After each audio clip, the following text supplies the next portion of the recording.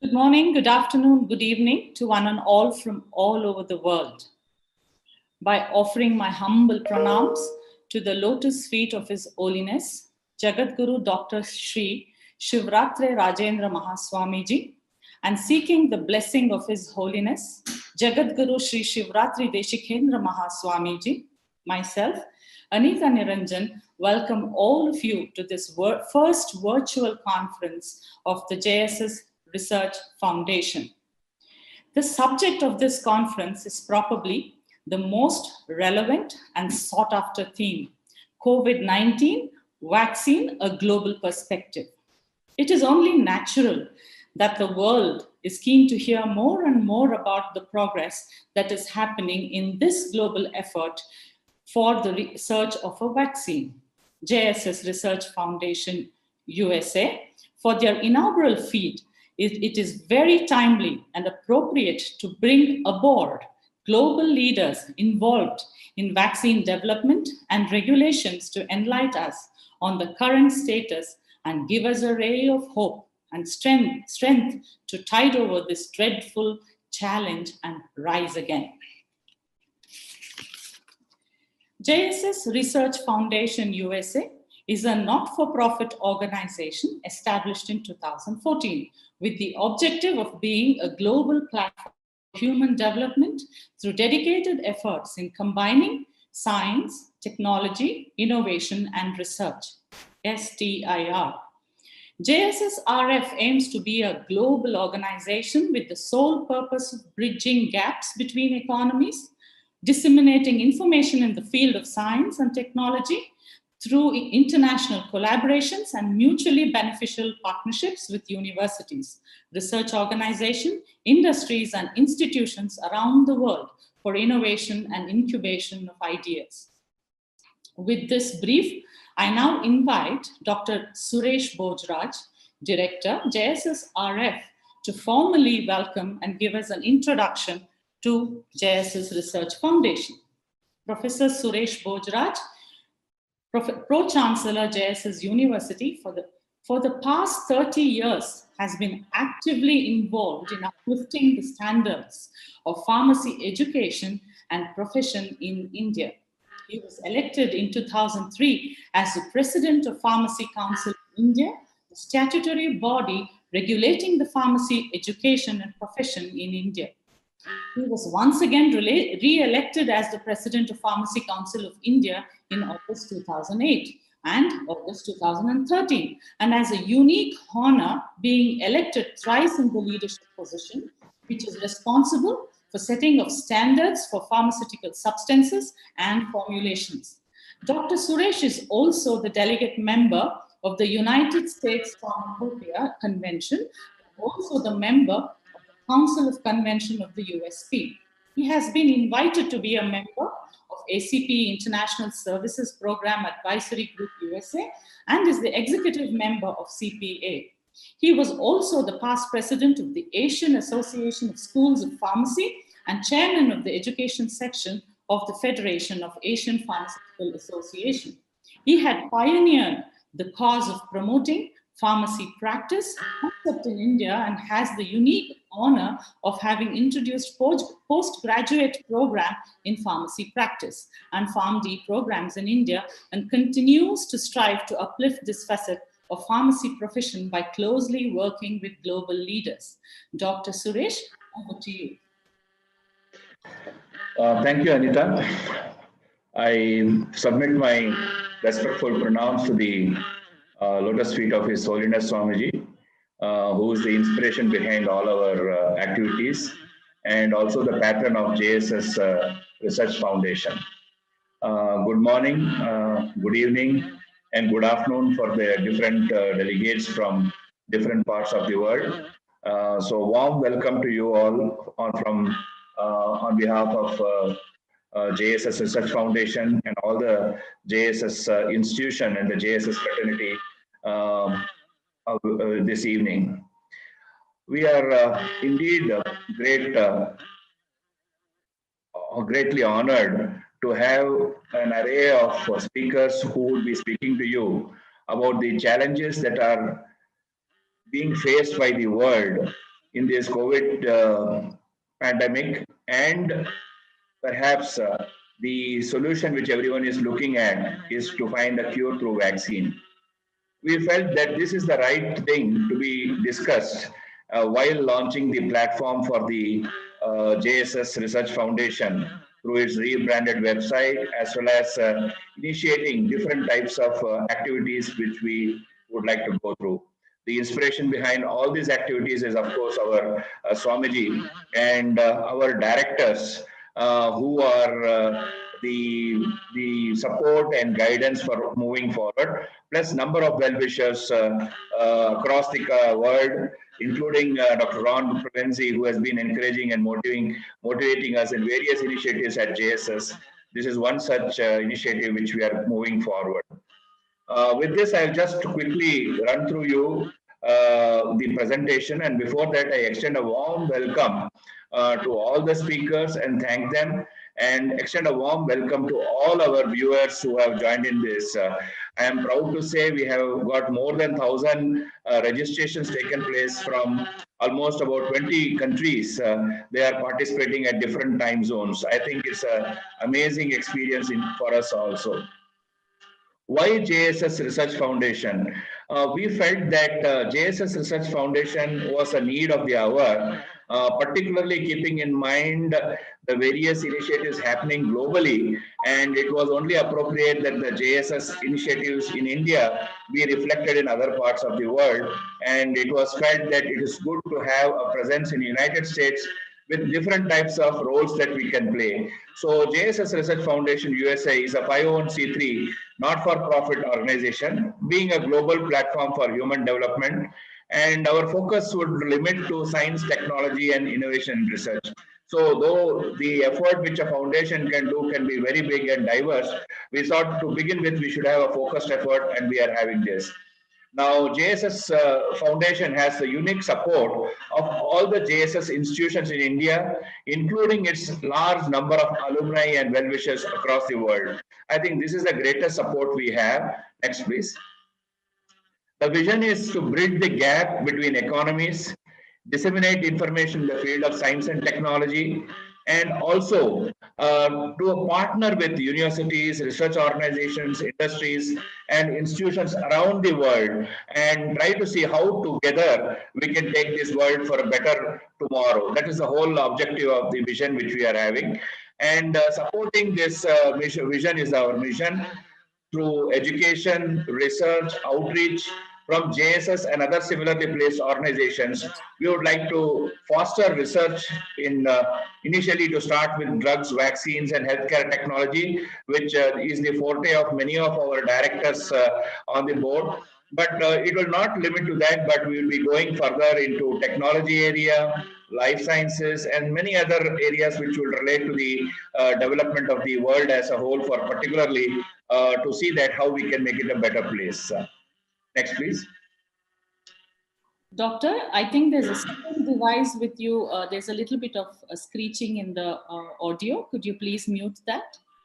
Yeah, I think I'll have to go through this for a moment. I'll then shift further. Oh, sure. The legacy which the JSS has is relating to the 300 institutions which it has, 70 years of history, and 20,000 staff, more than 100,000 beneficiaries across the global presence. I think this is something which is very, very great legacy which we have, and which we can share to the world, which we are presently having. And inspiration behind all this is His Holiness Swamiji, the 24th spiritual head of Sri Sattur Mutt, and the president of JSS Mahavidyapita. JSS Research Foundation will have the support of all JSS institutions, as I told you before. Next slide. Next, please.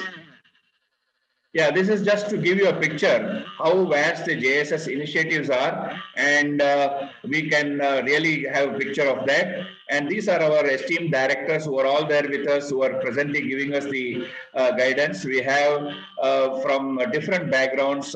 We have directors from FDA, we have directors from university, we have directors from pharmaceutical industry, from pharmacy practice, and scientists from life sciences and agri sciences all are part of our directors of this board. And I think this is a unique combination, and we will be having an expanding directors board which will be there, which will bring in other fortes also. Next slide, please. Next, please. Yeah. So the objective of this foundation would be to connect, collaborate, and contribute. It's as simple as that. So this is how we are going to work. And by connecting, collaborating, and contributing, we would be looking at supporting and together working with all other organizations and make a better world and leverage all the resources that are there, particularly in support of emerging areas of sciences. Next slide. And our initiatives would vary between student support and development, continuing education and professional development. These will be our initiatives which we'll be working on. Next, please. We were taking up different projects that may be required for the advancement of science as may be required. We would be keen and looking forward of publication books or journals and also other such resources that may be valuable for various people and posterity. And we would support students also to have experiential immersions, volunteering opportunities, both in India as well as globally. We would work, collaborate, and we would like to engage faculty also in a similar role. Next slide, please. And as this logo is designed, is to bring the idea of that richness of our history, which we have, and also to bring the eternal quest for truth and salvation.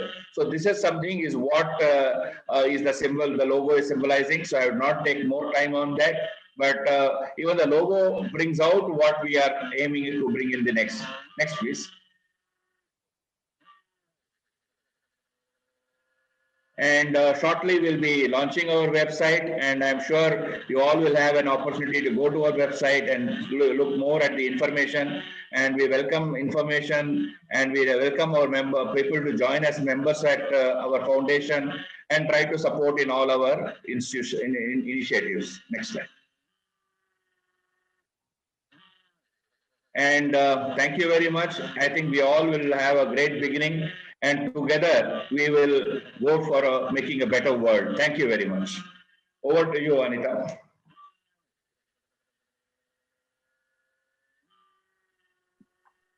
Thank you, Doctor. May I please now request you to, have our His Holiness Swamiji inaugurate our website.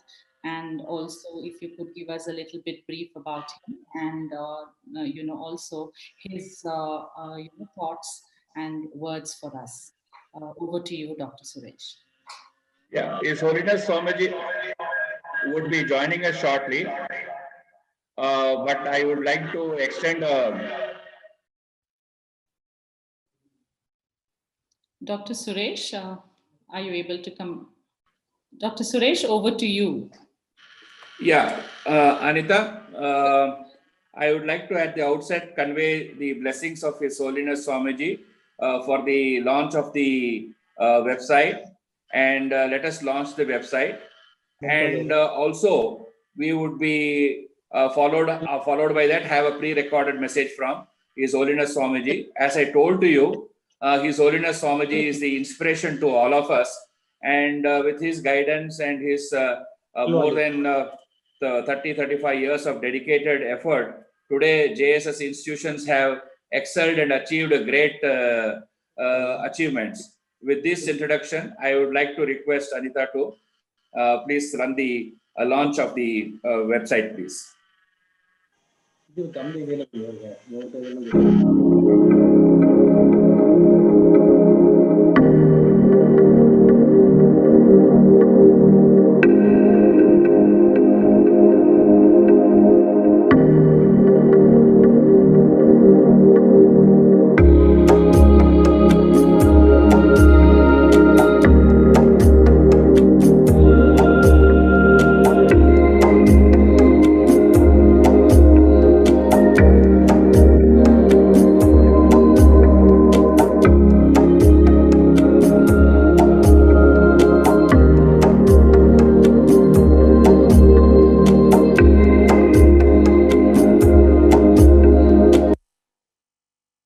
or visibility ಇದೆ.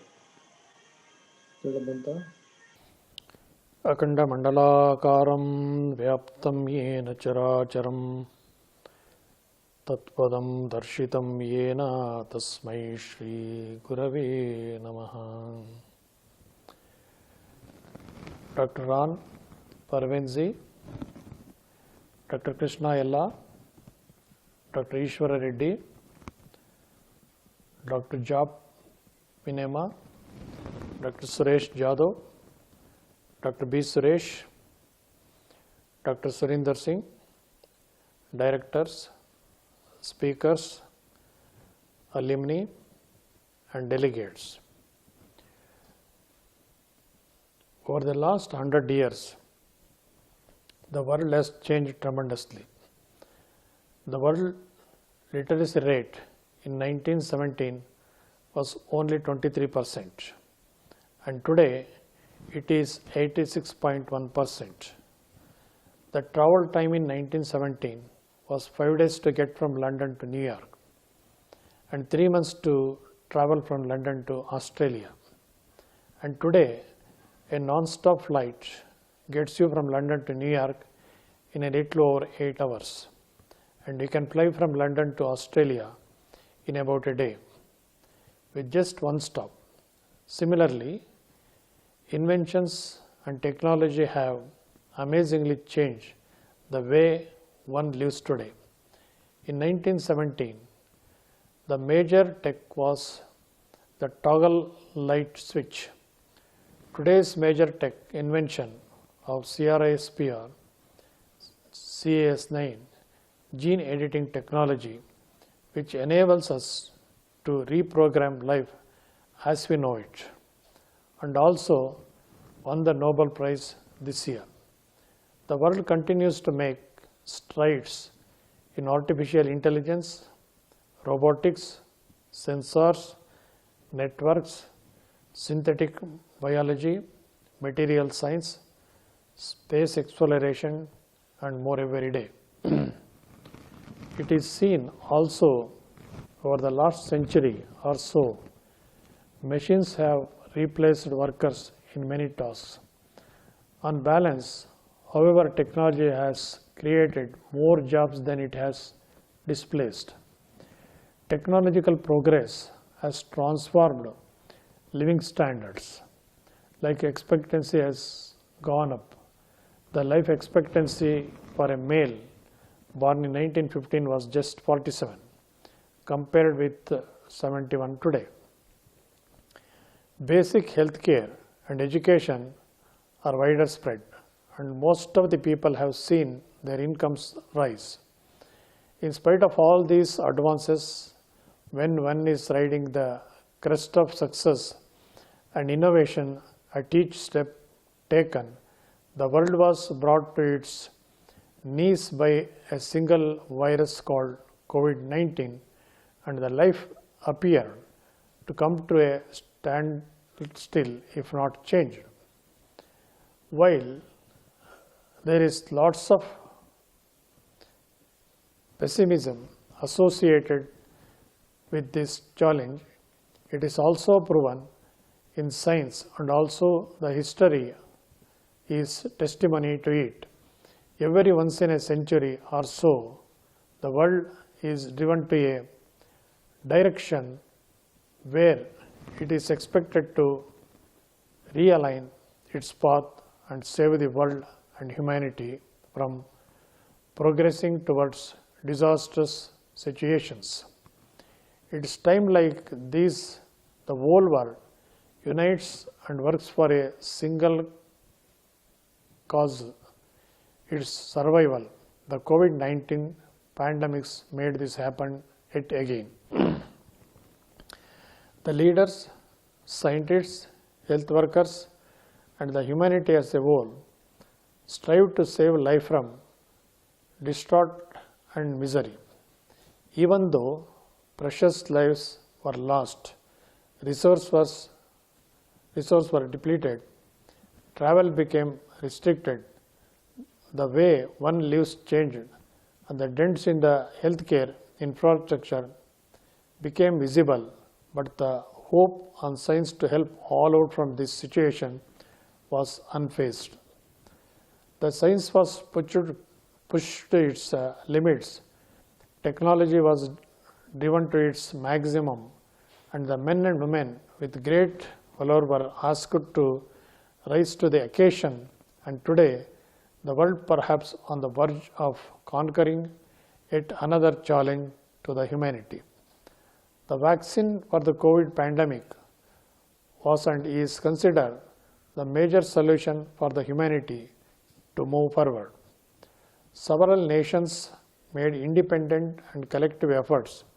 Collaborations were forged and resources pooled, and today all are waiting for the vaccine in the year 2021, which is just around the corner, and the humanity though will climb success but will be humbled by the lessons learned. Today, a few of such great men have assembled here to share how they struggled, supported, inspired, influenced, and were involved in making the availability of the vaccine a reality.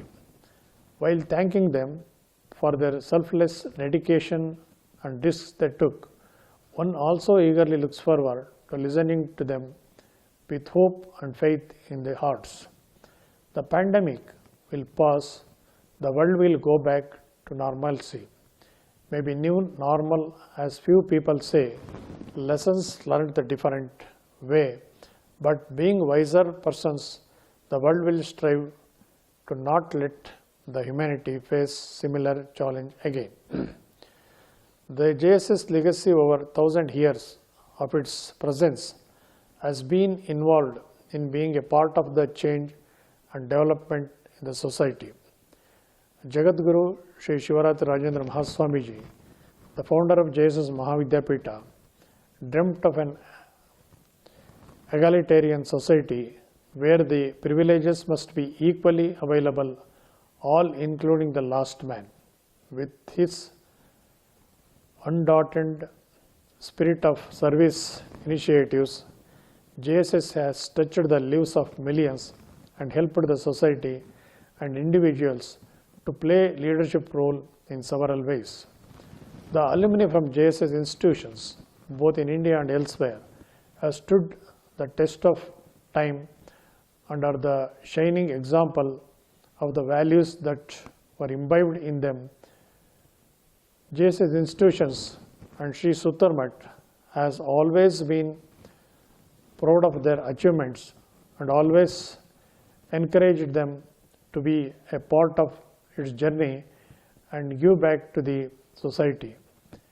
JSS Research Foundation, USA, is yet another effort of JSS alumni and the well-wishers of the MUT who have come together to be bridge between the two countries in advancing science and technology through innovations and research.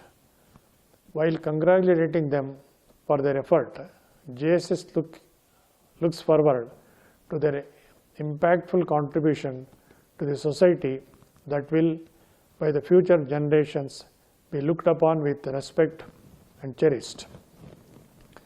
The foundation also aims to bring other than JSS institutions also to be connected and work collaboratively in a manner where the whole humanity benefits.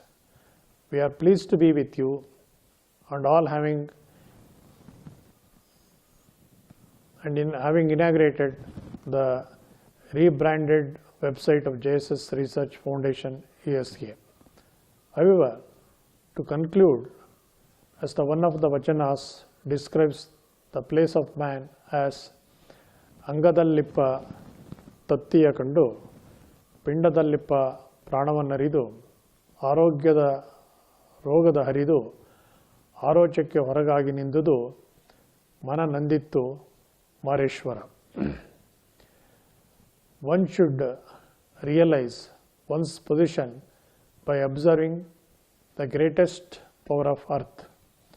One should give attention to health and treating diseases, though this protecting ourselves will only be credited. Lastly, I would like to quote Swami Vivekananda. Certainly, it is true that man cannot be simply an evolution.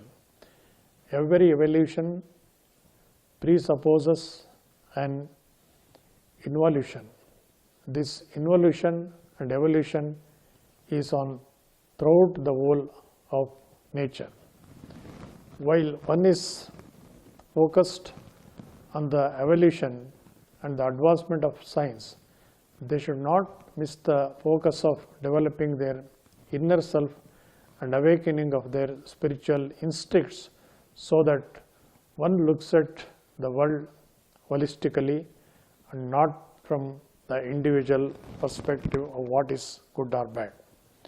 Our best wishes to the foundation and the conference. May God bless you all. Om Tat Sat. So Swamiji has conveyed his blessings and best wishes to all of us. A message to us that we move on with the program. And he said he'll be eagerly looking to listen to all of us and see what thoughts we are going to share. Now I request Anita to let's go on with the program, please. Thank you, Dr. Suresh. Thank you, Swamiji. Pranams once again. We continue with our program. We have our speaker, our keynote speaker, Dr. Ronald Pervinsenzi. Dr. Ronald has served as Chief Executive Officer of United States Pharmacopoeia since February 2014. Dr. Pervinsenzi provides strategic leadership to USP's global staff of over 1,400 across sites in Rockwell, USA, Brazil, China, Ghana, and India. His transformative vision has launched key USP initiatives in bringing quality across the healthcare spectrum, upholding USP's reputation as a quality leader since its founding in 1820. Under his leadership, USP has modernized its operations and launched innovative new science, including in the areas of digital medicine, cutting-edge manufacturing technologies, and advanced biologics. Dr. Ronald, over to you. It is my pleasure to join you here today. Thank you very much, Anita, for the introduction. And special thanks to Dr. Suresh, who has been a partner of USP's and a dear colleague of mine for many years. It is really our pleasure, the staff and leadership of USP, to support JSF broadly, especially the Research Foundation. Very excited for what it can do in linking cultures and peoples across the world on a quite noble mission. And I look forward to many years of collaboration going forward. Special thanks also to the directors for organizing this important event. Indeed, we are reliant on technology in new ways, and we persevere. If nothing else, we keep moving forward. So again, it's truly an honor to be with you here today. I'm going to share a few remarks broadly about vaccines, including trust, distribution, elements of quality, but really I wanted to give a kind of a high level view from the perspective of the United States Pharmacopoeia, and then I'll be followed by my colleague, Dr. Jaap Venema, our USP's Chief Science Officer, to share more specifics about our work in the area of vaccine quality and ultimately access to quality vaccines. To start back, in the vaccine development, what we're experiencing in the world is truly unique. Never have you seen the billions of the people all around the world watch so closely the development of medicines and vaccines to be delivered to quite literally the entire world's population. It's truly, truly extraordinary. And it's pushing us in the scientific community into places that are both exciting, but also quite scary and quite challenging. The unified goal of vaccine discovery and delivery around the world is going to take so many partners across hundreds of countries, thousands of jurisdictions, and billions of people. It also is a challenge to the healthcare practitioners who will be at the front line working with patients to deliver our vaccines and, in many cases, unfortunately, also therapeutics. There are many logistical challenges to vaccine storage administration, even once safe and effective vaccines are able to be produced in quantity. And then finally, and deeply unfortunately, we have around us trust issues all around the world. Trust issues were the theme of USP's 200th anniversary this year that we celebrated right at the beginning of the pandemic in our virtual convention meeting. We studied and showed the degradation of trust, that trust is down across the board, including in healthcare. And the effect of lower trust is quite catastrophic. And it worries many of us as we look forward to vaccine distribution, where up to 40 to 50% of the world's population is hesitant or even saying they will avoid taking a COVID vaccine. This is something we all have to rally around in the scientific and healthcare community to work as hard as we can. It will be difficult to overcome, but trusted institutions, especially those in academia, in areas like pharmacy, are the most credible voices to help improve the expectations of trust and to bring about the possibility of true improving of health over the next couple of years. Finally, also depending on trust, but with the potential to further erode trust, is the equitable distribution of quality vaccines around the world. There will be multiple vaccines. They will not all be equally effective. There could be challenges or problems in manufacturing and distribution affecting quality and, in the end, effectiveness.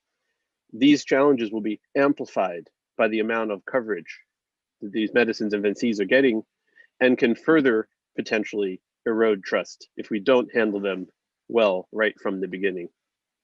There are good signs. There are international organizations coming together to help address these problems together and to not allow some of those issues to arise in the first place.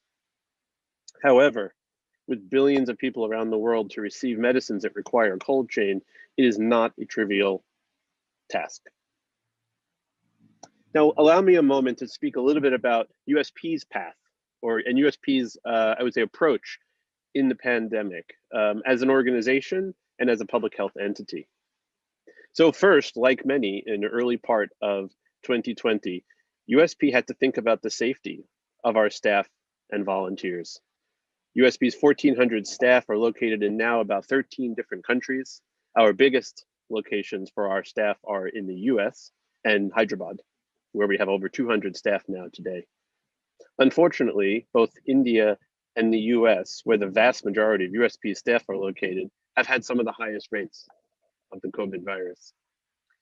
What does that mean? It meant we had to do some extraordinary activities, very similar to pharmaceutical companies around the world, to both maintain our critical operations in manufacturing and supply, in our case, for physical reference standards, while also making sure that we protect the safety of those staff and those staff who do not need to be on site, to be working remotely. Suffice it to say, it's an ongoing challenge. The second was the continued operations and distribution of our standards. The worst possible circumstance in a global pandemic, causing and creating drug supply issues, huge demand surges for certain medications related to the treatment of the disease itself. The last thing one would need is for trusted organizations and regulatory authorities and pharmacopoeias like the USP to not be able to do our job to ensure quality of those medications. And so we made it a critical priority that there is no excuse for a disruption of our operations. We accepted zero disruption. That was very challenging in the first 2 months. It has become somewhat more manageable in the recent times, but we're proud to say that we've been able to maintain our access to our online and our physical products to make sure that the medicine supply can keep moving at least or near pre-pandemic levels. And then finally, and most importantly, what we at USP call our public health mission.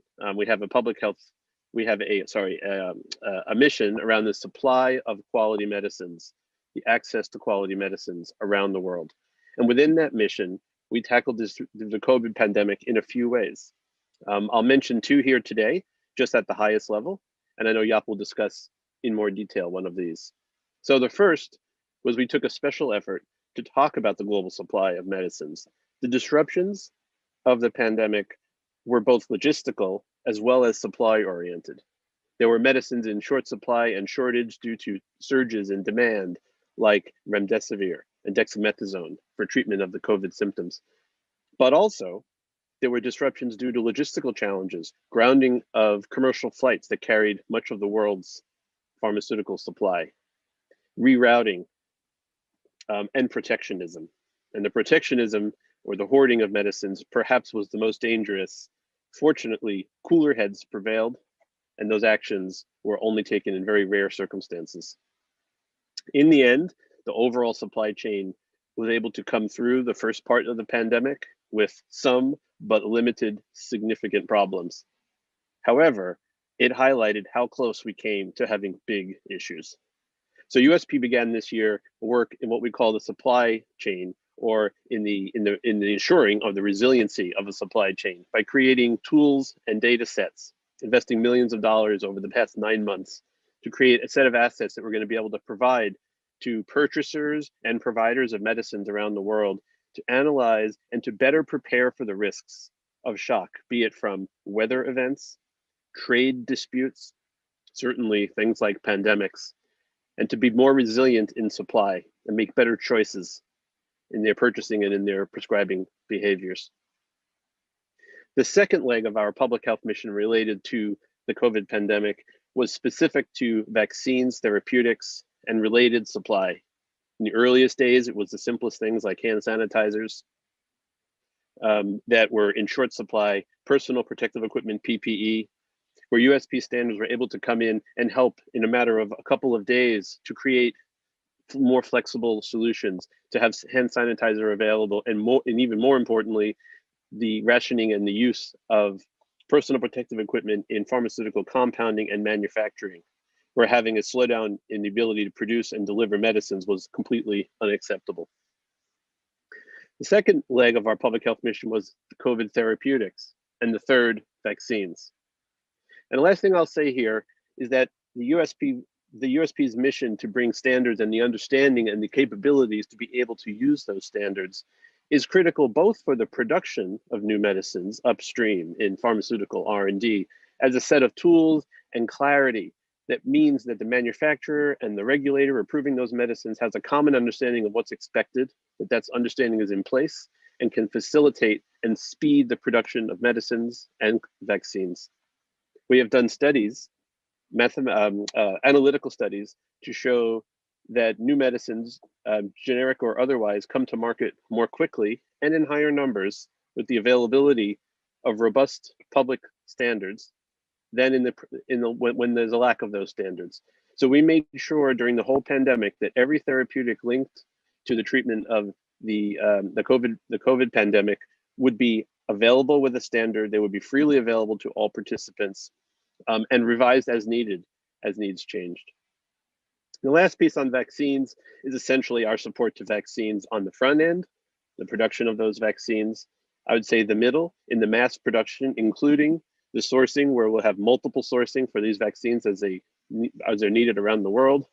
And third, the delivery to the end. I will leave the details there to be shared by Dr. Jaap Venema, my colleague, who will be one of our very next speakers. I'd like to close by just saying one more thank you to Dr. Suresh for his support to USP through his leadership over many, many years. He's had formal roles in leadership of our Council of the Convention, which is the highest level leadership group of our members from around the world.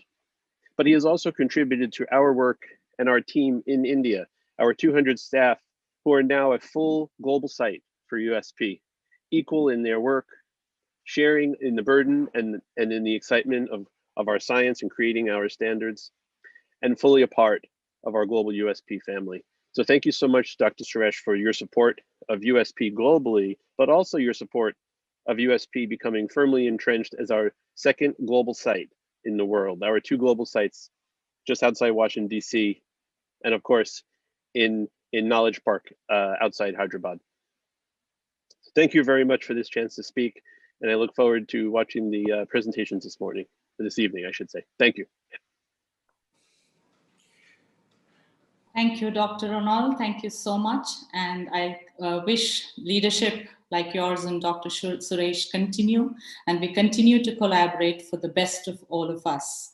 Thank you so much once again, and it's really early morning, and we really appreciate your time to be here with us today. We continue with our second presentation. May I now request our director, Dr. Krishna Kumar, to introduce our next speaker. Dr. Krishna Kumar, over to you. Good morning, good evening. It's my pleasure to introduce Dr. Yap Vanima, PhD. He's the Executive Vice President and Chief Science Officer for USP. He leads the organization's scientific strategy and development of quality standards for medicines, dietary supplements, food ingredients, healthcare practice. Dr. Vanima oversees implementation of the USP science quality framework, which mainly develops standards development, pharmaceutical science to increase public trust in medicines. He guides exploration of emerging technologies that may inform future quality standards, serves as chair of USP's Council of Experts, which looks after many committees, and oversees collaborations with other pharmacopoeial and scientific groups. With more than 25 years of experience in global research and development, as well as academic research, Dr. Vanima previously served in scientific leadership roles at Solvay, AbbVie, which is Abbott Laboratories, a native of the Netherlands. He completed his master's degree in chemistry from the Free University of Amsterdam and a PhD in biochemistry and molecular biology from Leiden University in the Netherlands. I now welcome Dr. Vanima to give his address. Thank you very much. Thank you very much, Dr. Krishna Kumar, and thank you very much for the organizers for the JSS Research Foundation for the invitation. It's a pleasure to be here, and I'm honored to speak to you at this important event this evening. And I would also like to extend my personal thanks to Dr. Suresh for his support to USP over the years, both in the governance and the science, and also as support for our site in Hyderabad that I had the pleasure to visit multiple times. So it's my pleasure to share with you this morning, or this evening, I should say, a little bit more detail about how USP supports and has organized our response to this terrible pandemic. And thank you. So the topic of today, before going into what we are doing specifically on COVID-19 and our response and the vaccine, I thought it would be useful to give a little bit of a background of who we are and to put that into perspective. And I think Ron, as usual, has done a terrific job outlining our mission and our role in the world and our global perspective. And I'd like to follow up with a few more details. So if you can go to the next slide, please.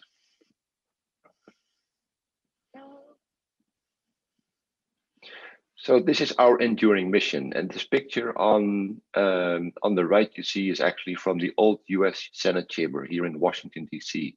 And I put it up there for a reason. So our enduring mission for the 200 years has been to improve global health through public standards and related programs that help ensure the quality, safety, and benefit of medicines, supplements, foods, and healthcare in general.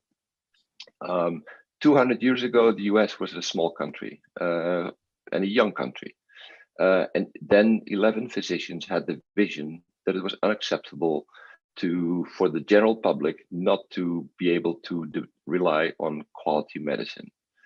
The US at that time was basically a dumping ground for cheap medicine from Europe, and there was no way to guarantee quality, whether you would go to a different pharmacy, a different county, a different city.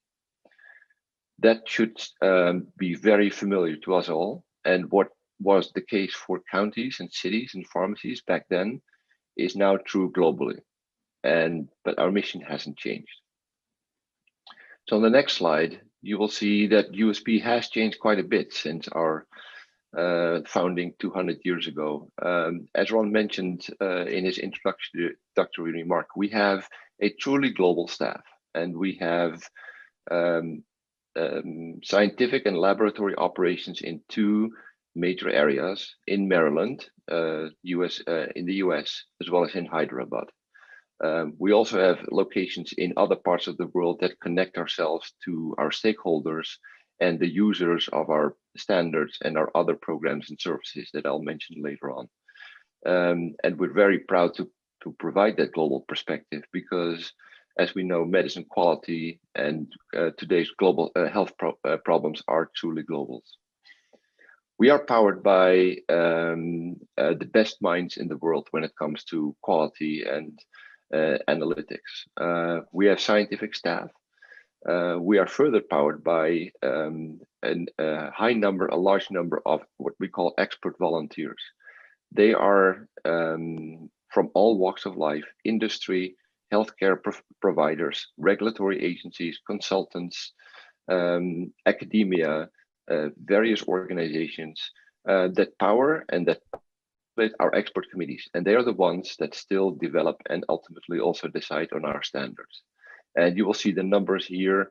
We just started a new cycle with 29 new activities that really cover the breadth of what we do, and one of them is, or several of them are directly related to the work that I'll be describing. So on the next slide, you will see are an organization of organizations. So I just mentioned the expert volunteers. They come to USP with their scientific mind, leave their day job behind, and truly help us independently and create the best standards and the best science that we put out there. We are a convention, and when it comes to playing roles globally and advocating for right solutions, advocating for sound policies, we are very fortunate to be powered by many organizations, and you can see the global reach of those convention members, including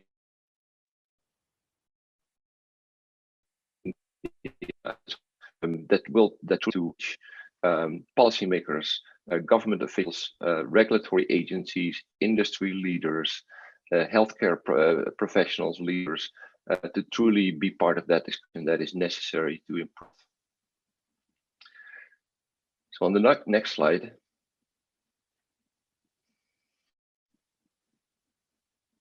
thank you. You will see where we are. So I've painted a picture of being a global organization, and we are also truly global when it comes to our presence. So we have heavily invested in our data capabilities. So we have many more insights into where our standards go, how they are being used.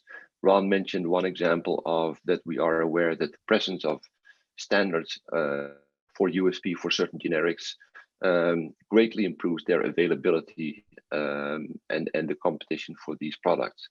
So this is a very high level snapshot of where our products are being used. And this primarily represents the manufacturing. This does not necessarily represent where for which our standards are being used are sold. But you can see hotspots in the United States and several other countries, including India, but also Russia, Brazil, and Canada, where you see a large concentration of the use of our standards because manufacturing of pharmaceutical drugs is often concentrated there. So this is very important insight for us, also related to what Ron mentioned about our insights into where do the standards go, how do they support the supply of high quality medicines, and we're proud that this is a truly global picture. So on the next slide,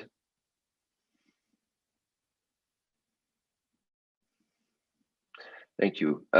This is a 20,000 foot picture of our standards. We have over 9,000 standards that really cover our quality benchmarks across the entire supply chain.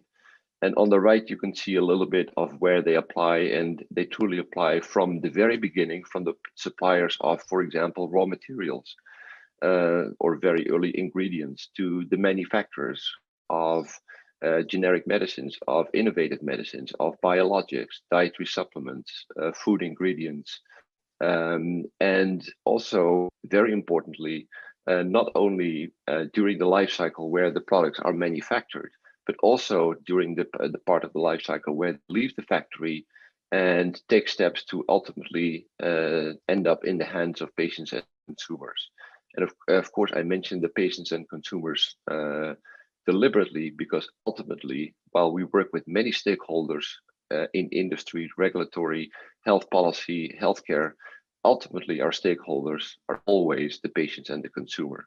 That's ultimately who we do it for, and those are the ones that we want to benefit from quality and access to quality products, no matter where people live or where they are or where they travel. So that last piece, the distribution, the administration, the access, the pieces that are much closer to the patient or the consumer are also very important to us. And I'll come back to that, why that matters also in the context of the COVID-19 vaccines. You will see on the left slide an overview of what we have in terms of standards. We have a set of very broadly applicable standards. We have sets for very specific products, including the documentary standard, which essentially describes a recipe of tests that are necessary to ensure quality, as well as the physical standards that help calibrate and perform those analytical tests. So I hope with this, I've given you a little bit of an overview of who we are and what we aim and what our mission in the world is. And now I'd like to zoom in a little bit more to the topic COVID-19. So on the next slide.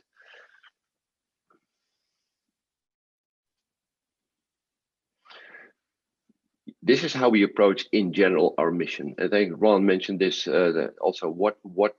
How do we apply that? And many of you, or several of you, will perhaps USP primarily from the standards we create, and that's of course a very important piece of our program and what we do.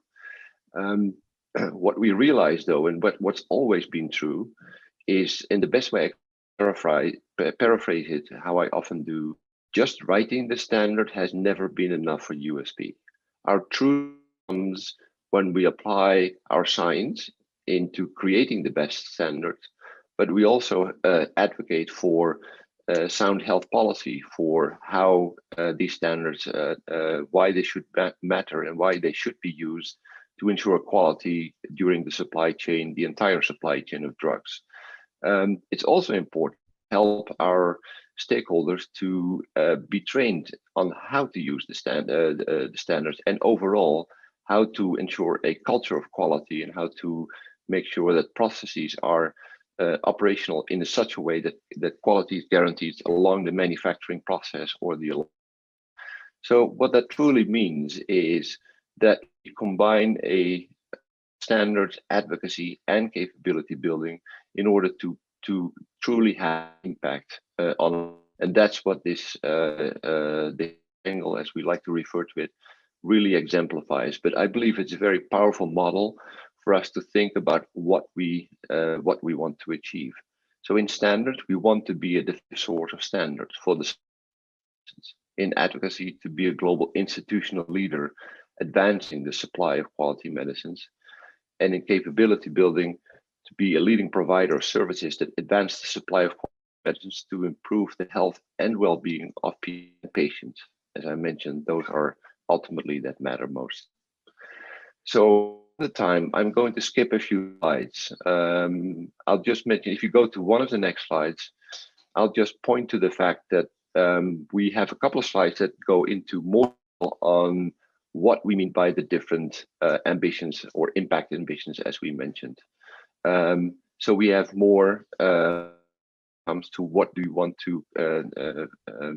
want to achieve in standards, what do we want to achieve in advocacy, what do we want to achieve in capability building. For the sake of the time, I will go over this very quickly and move on to COVID-19. First and foremost, the main message of this slide is quality and science, analytical, manufacturing technology is all evolving. It has been evolving forever, and it seems to be going ever quicker with new technology coming online manufacturing, and it's our job, it's very to remain relevant to understand in paradigms and to ensure that our standards are up to date and remain up to date when it comes to incorporating this new technology. That's the key message of this slide. On the next slide,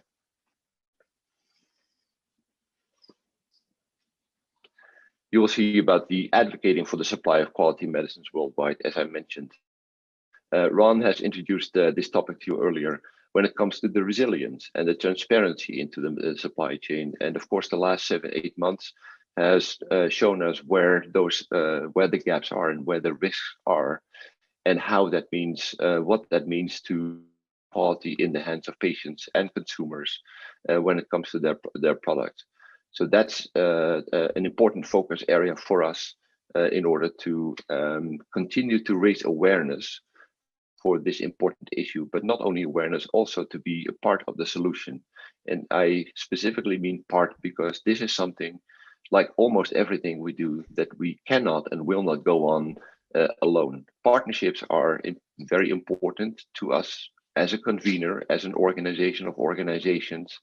It comes natural to us to seek out partnerships that help us and where we can support these important objectives when it comes to, for example, supply chain of quality medicines. And then on the last slide, when it comes to our impact strategy, on the next slide, thank you. Again, coming back,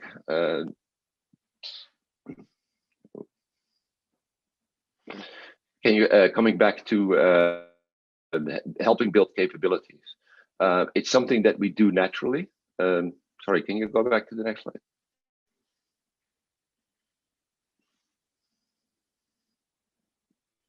Thank you. I did see a question to come back to the cold chain requirements for COVID-19, and I will come back to that later when I have a slide on that one, if that's okay. So we have trained in over 34 countries when it comes to global regulators, government officials, to train them, acquire skills in drug safety, in knowledge and tools to enable and build robust local health systems to ensure high quality products on the local market. We've also worked with trained over 4,000 people in those countries, largely people at the front end of drug safety and quality, to help build the capabilities. And again, that is based on what we do naturally. It's based on our foundation of science and standards and other tools.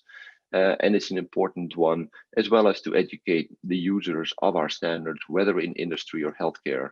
And we continue this important work in order to make the highest possible impact when it comes to our science that we are developing. So on the next slide, I will go in more detail into COVID-19. And of course, this is only a very high level introduction. The pandemic with COVID-19 and the SARS-CoV-2 virus is one of the most significant public health challenges in over a century. And of course, USP needs to be part of that. It's a tragedy, and and very bad things are happening in the world, and it's unprecedented when it comes to the impact of this virus into economies, into health, people's lives globally. And it's also unprecedented how the scientific and the medical world and many others have responded in order to find cures or treatments or vaccines for this disease. And it really has revolutionized not only the technology, as we now see a number of vaccines that are being developed that are based on platforms that have not prior been used to bring human vaccines to the market. But also in terms of how countries and how people and how scientists work together in order to bring to us the best possible solutions. And USP has been part of that, and we want to continue to be a part of that for obvious reasons, because it fits fairly into our mission impact, and it's the right thing to do. So on the next slide, Thank you.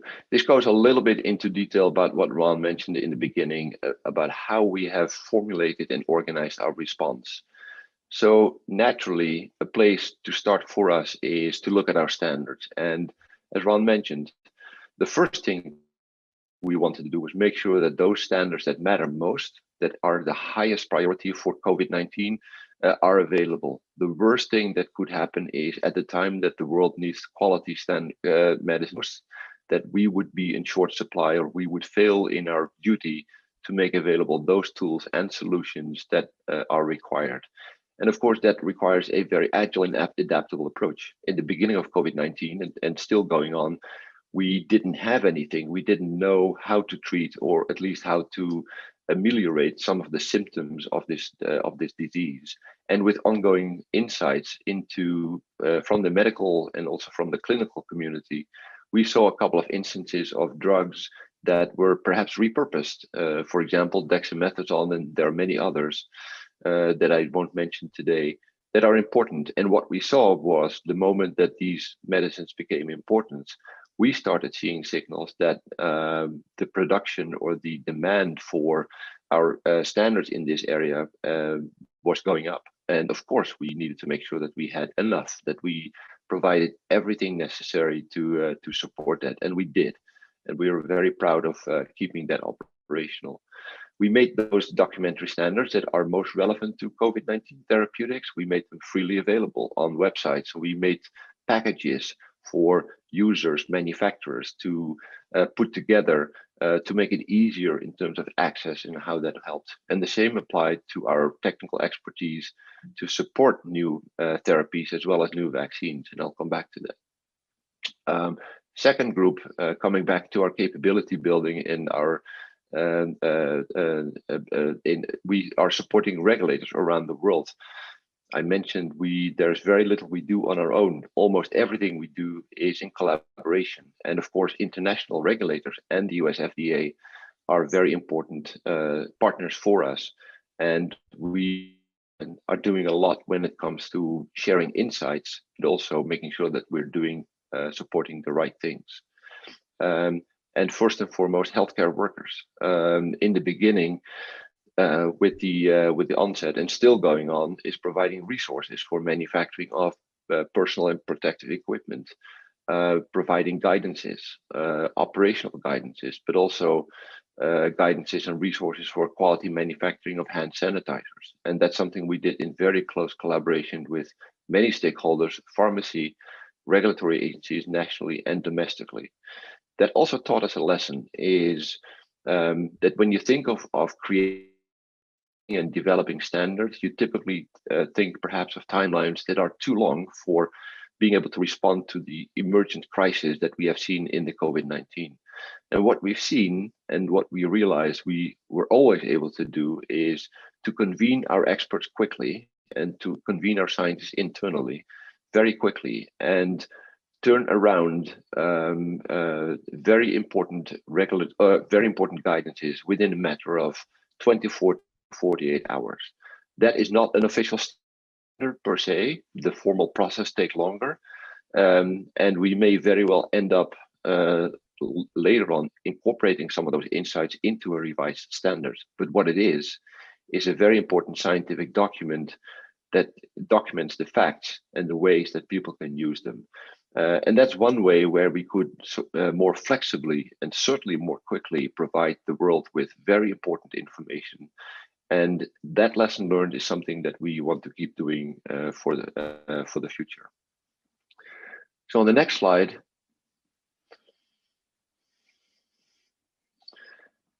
I will zoom into the COVID-19 vaccines, and we have two important goals here. One is to improve access to innovative vaccines through reductions in development times and increased scalability. Second is to provide a safeguard against poor quality vaccines and ensuring public trust and safety. So what does that mean? Well, if you go into one, what that means is we want to provide, and we are providing, scientists and manufacturers with agile standards, leadership when it comes quality, what to measure, how to measure, and also to increase scalability while retaining high quality. Of course, the world is in an unprecedented effort when it comes to the speed and the scale at which we are all trying to deliver and develop COVID-19 vaccines. And there are many companies, players, governments, jurisdictions that play a role. So collaboration is key.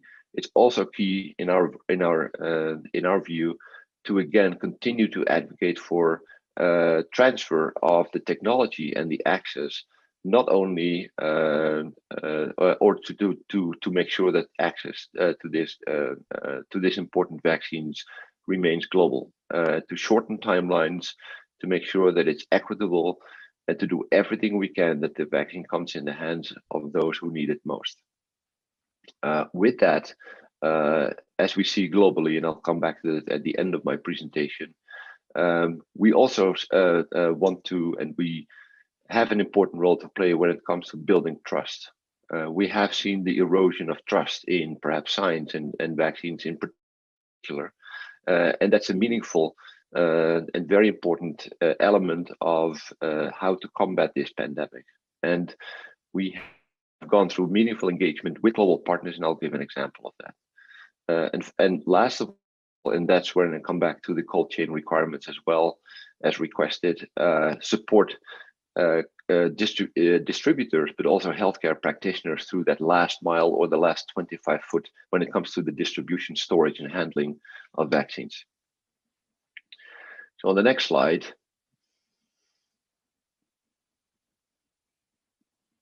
thank you. This gives a high-level overview. I'll skip this slide in favor of going into more detail on some of our last slide.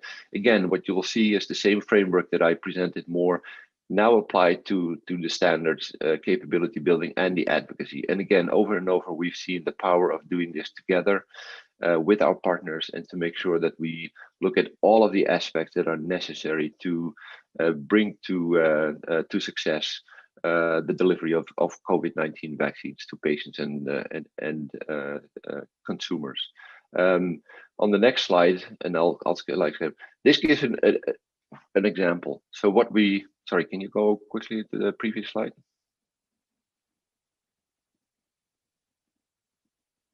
Thank you. So this is an example of what we put together. So it's not always easy for companies or scientists who don't know us this well to navigate our science and standards. And when it comes to how they go together, what are the documentary and the reference standards. So what we did is to put together a package of all the standards that are relevant for creating vaccines. We do not have many standards that are specific for one particular type of vaccines. So those would be the monographs. But what we do have is many standards that are directly applicable to broadly when it comes to manufacturing and developing vaccines. For example, how to ensure the quality of the ingredients, the raw materials, the cell culture, the cell banking that is often important in many vaccines. When it comes to the containers, their sterility, we have, of course, many tests when it comes to microbiology and how to maintain sterility, but also when it comes to labeling, which is important when it comes closer to the customers and the consumers who read this and need to understand this. Packaging and distribution, again, I'll come back to that later. So this really puts together that entire I would say ecosystem around vaccines and COVID-19 in particular to make it easier. And we provided these public access. We provided guidance how to use them, how to navigate them. And of course, as I mentioned in the beginning, we are making sure that we do everything we can to keep these standards, the one that matter most to vaccines, available in our catalog as well. So on the next slide, you will see a little bit more technical detail, and I'll skip over that, but I do want to mention it on the next slide.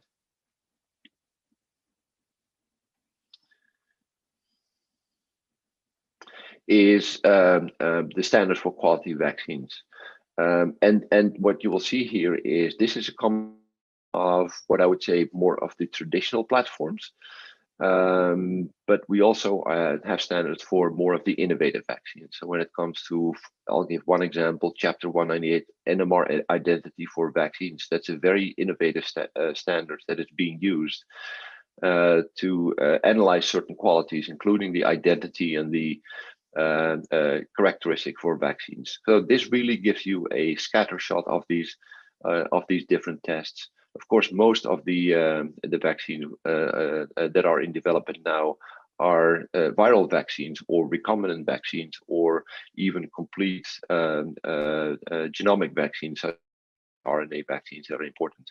But these matter across the board. So on the next slide,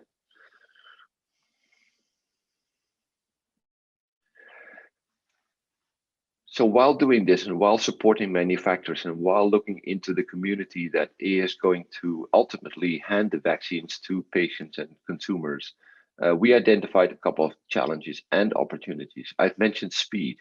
I've mentioned the unprecedented scale at which manufacturing and development is going on. And I've already touched upon distribution and delivery to local communities. We mentioned the global access as a global, as an organization with a global perspective and as a mission to deliver quality medicines worldwide. We find it very, very important to maintain that global view. Cold chain solutions, disposal of ancillary supplies, waste, administration of component and multi-dose vaccines. So what we've tried to do here, and what I'll try to do in maybe 20 seconds, is to paint, or maybe 30, is to paint a picture of what will happen. So once vaccines will start to hit sort of the pharmacy and be available, there will maybe in the first wave, there may be one vaccine or two vaccines.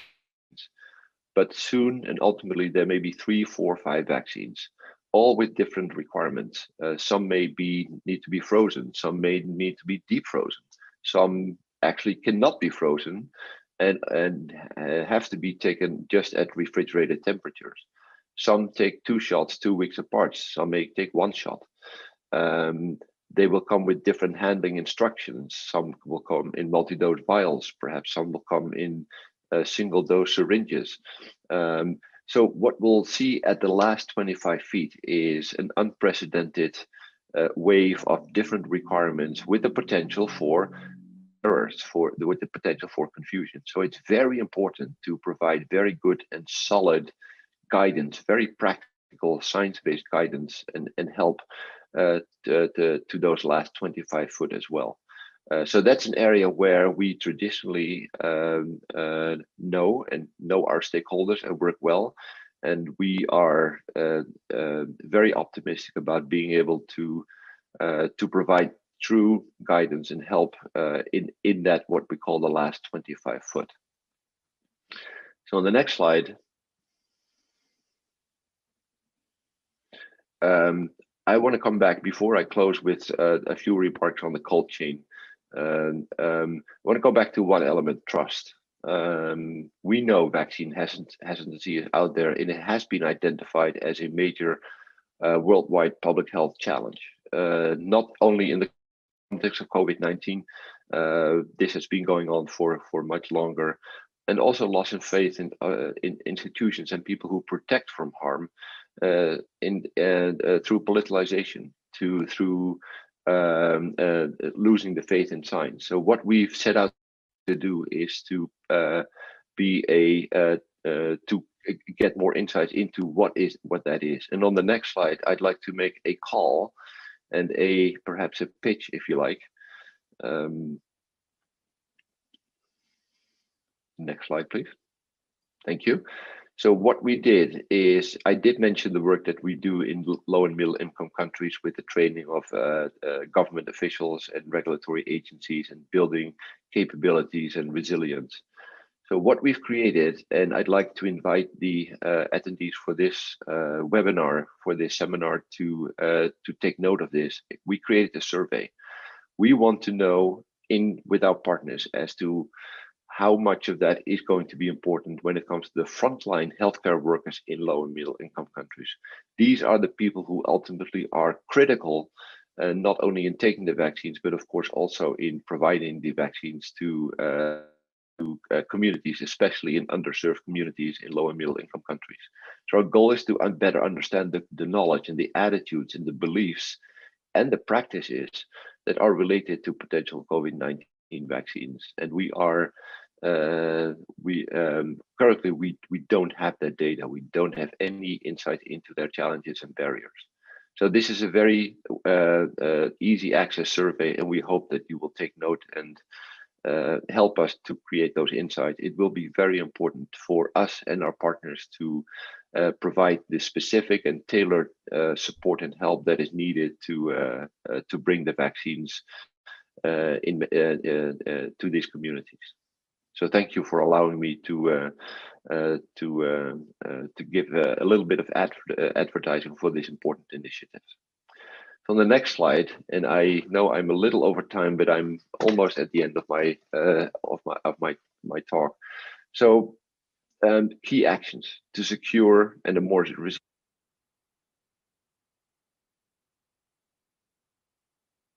that. We are seeing signs that it's important to create a diverse supply chain when it comes to life-saving medicine. And we believe that it's important to invest in more manufacturing capacity for critical medicines, and not only in one area but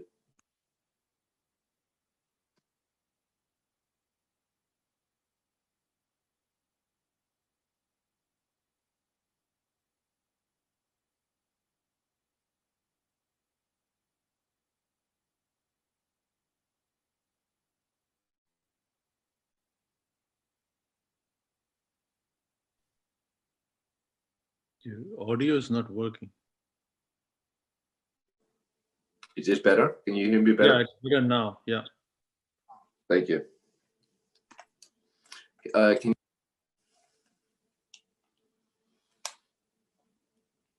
No, it's gone again.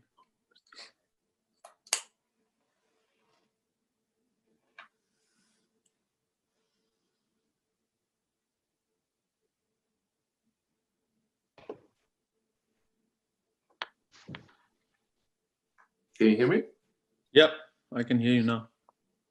Okay, can you go to the next slide, please?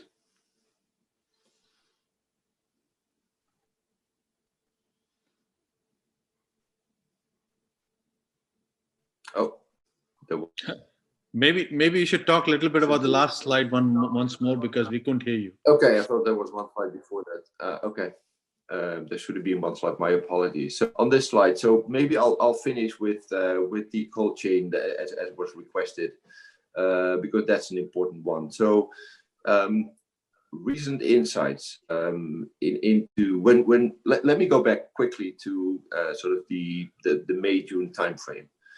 As an organization that initially already set out to support the development and the manufacturing of vaccines, those were the times when the clinical trials were started, when the manufacturing capacity was being set up to basically on a risk-based way start manufacturing of potential candidate vaccines before we even knew whether they were clinically successful. At that time, we already started looking into what would be the next wave. And of course, as I mentioned, we all knew that it would come down to bringing an unprecedented number of vaccines and doses in a short amount of time, even when it's just 1 year, to the world population. So it's a huge challenge, and it's something that's never done before, not at this scale. We know how to distribute vaccines when it comes to biologics. We also know that worldwide, still up to 20% of vaccines are lost because issues in the supply chain, and that's primarily because of the cold chain. They are biologics, whether it's being kept at refrigerated temperatures or at temperatures of -2 or -7. We know that these temperature excursions are one of the largest causes for loss of vaccines. And of course, when you do the numbers, 10 or 20% of loss of COVID-19 vaccines in the numbers that we are thinking about, that those would be unprecedented. So we cannot tolerate this. We should do everything we can in order to do this. Supply chains are reasonably well built to cover refrigerated temperatures to some extent, and to a large extent also to do this at -20. Globally, and in many jurisdictions, they're not built to store, to transport at very deep frozen -70, what we call super cold temperatures. This would not something that would be available in a routine setting. They may be available in sort of high-level research type pharmacies connected to hospital systems, but certainly not in community pharmacies, and certainly also not in most physician offices. So this is an important aspect. It's also important how to handle. Handling -70 is something completely different from handling a refrigerated vial. So this comes down to very practical measures. We all, many of us have probably somewhere in the freezer at home at -20. When you take something out of the freezer, you can put it on the table and you're fine. If you do this with a -70, you actually get burns.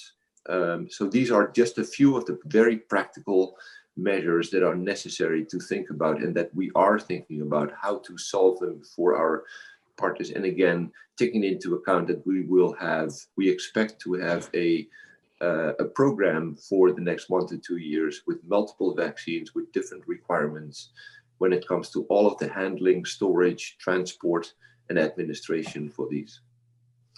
We do have standards for this. We do have standards for storage. We do have standards for packaging. We do have standards for cold chain.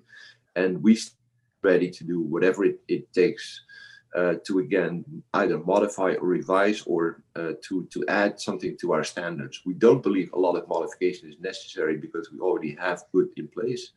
But as we've seen for the hand sanitizers, if there's a need to provide very practical guidance, put information together, almost as a sort of a toolkit, if you like, to do that, we stand ready to support whatever jurisdiction, whatever country, or whatever system needs us. So I hope that addressed one of the questions that was asked when it comes to the supply chain, and especially the cold supply chain. Happy to answer any questions. And again, I want to thank the organizers and Dr. Suresh and the directors of the JSS Research Foundation for providing me the opportunity. I humbly apologize for going over time a little bit. And I hope you all enjoyed this information and this seminar. Thank you. Thank you, Dr. Bouneima, for an excellent presentation.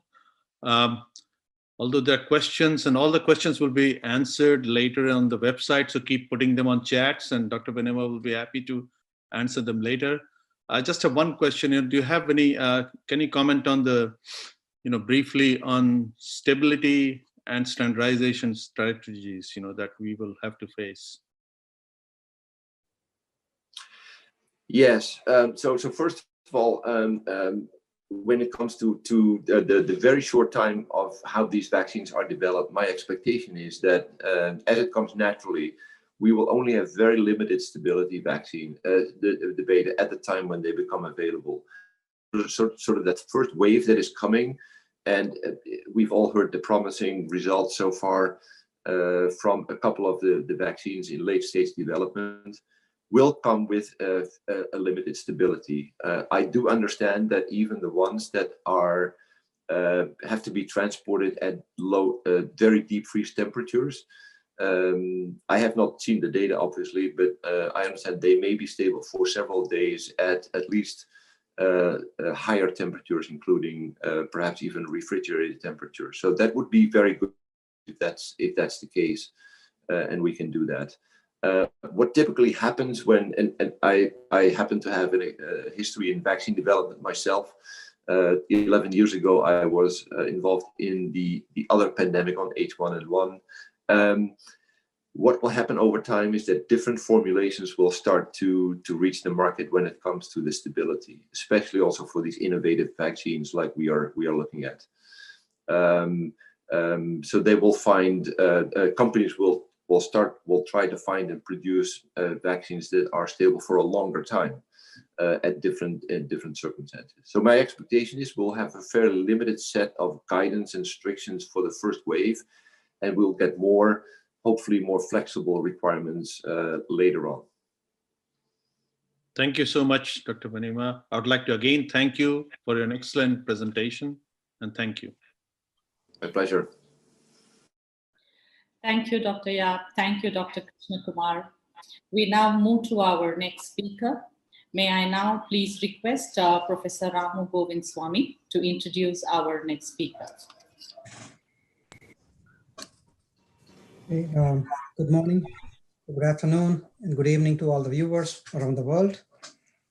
Our next speaker is Dr. Suresh Jadhav, and Dr. Jadhav is the Executive Director of the Serum Institute of India Limited, and it is the one of the largest vaccine manufacturers from the developing countries, supplying vaccines to more than 140 countries through UN agencies at affordable prices.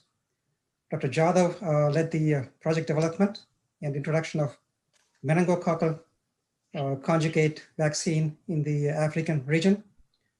He was also involved in the development of seasonal and pandemic influenza vaccines. And he also played a major role in the acquisition of Bilthoven Biologicals, a Netherlands-based government vaccine manufacturing company. Now I invite Dr. Jadhav to make his presentation.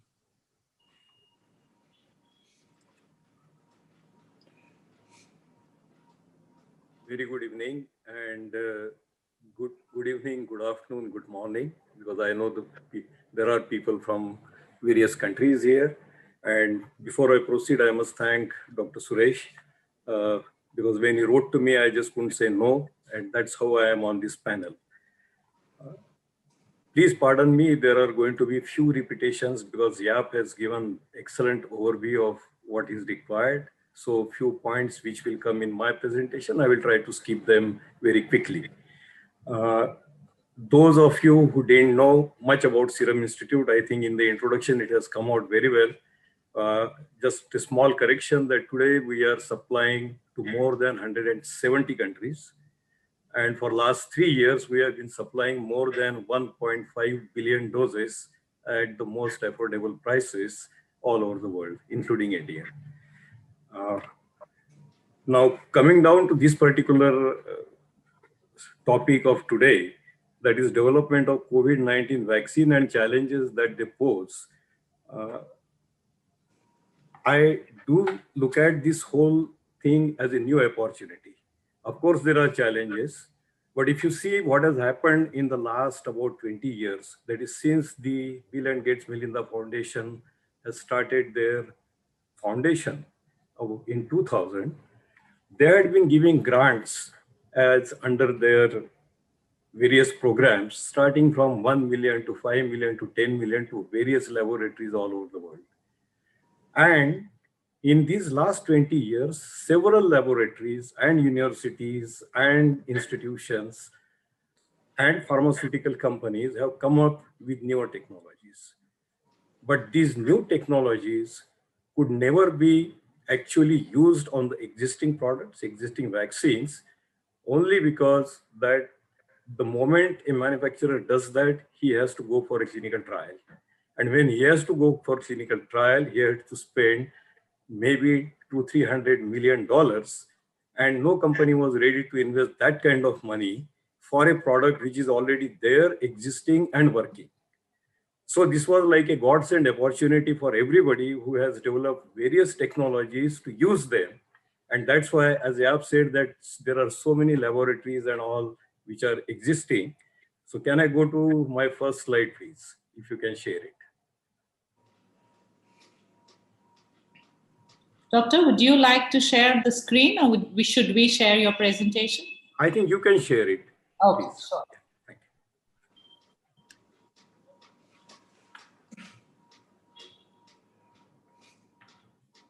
So I think till it starts, what I would like to say is, today there are actually 321 vaccine candidates which are under various stages of development.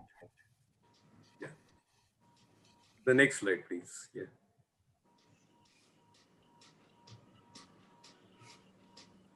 And out of this, almost about 50 candidates are now in the clinical evaluation stage in different clinical trials, phase 1, phase 2, phase 3. And there are participants from 30 different countries who are taking part in these clinical trials. The next one, please. As has been already pointed out, there are various technologies which are being developed, as I said, and this particular vaccine is being developed using live attenuated technology, inactivated virus technology, non-replicating viral vectors, replicating viral vectors, recombinant proteins, peptide-based product, virus-like particles, DNA vaccine, RNA vaccine, and some other unknown vaccines. And that's why we are in a situation for the first time, which is like an unprecedented situation, that you will end up in having a product with a huge range. You can have product from each one of these categories. At least 2-3 manufacturers will come up, finish their phase 3 clinical trial, and then there will be a problem for the regulatory agencies and the national control laboratories, because they will have to have a standard for individual product. So this will become more like a situation what we are today for the biosimilars. That the moment we say biosimilars, there is not a standard for the final product. It is the manufacturer who gives his standard to the national control laboratory, and which is used to evaluate that particular product.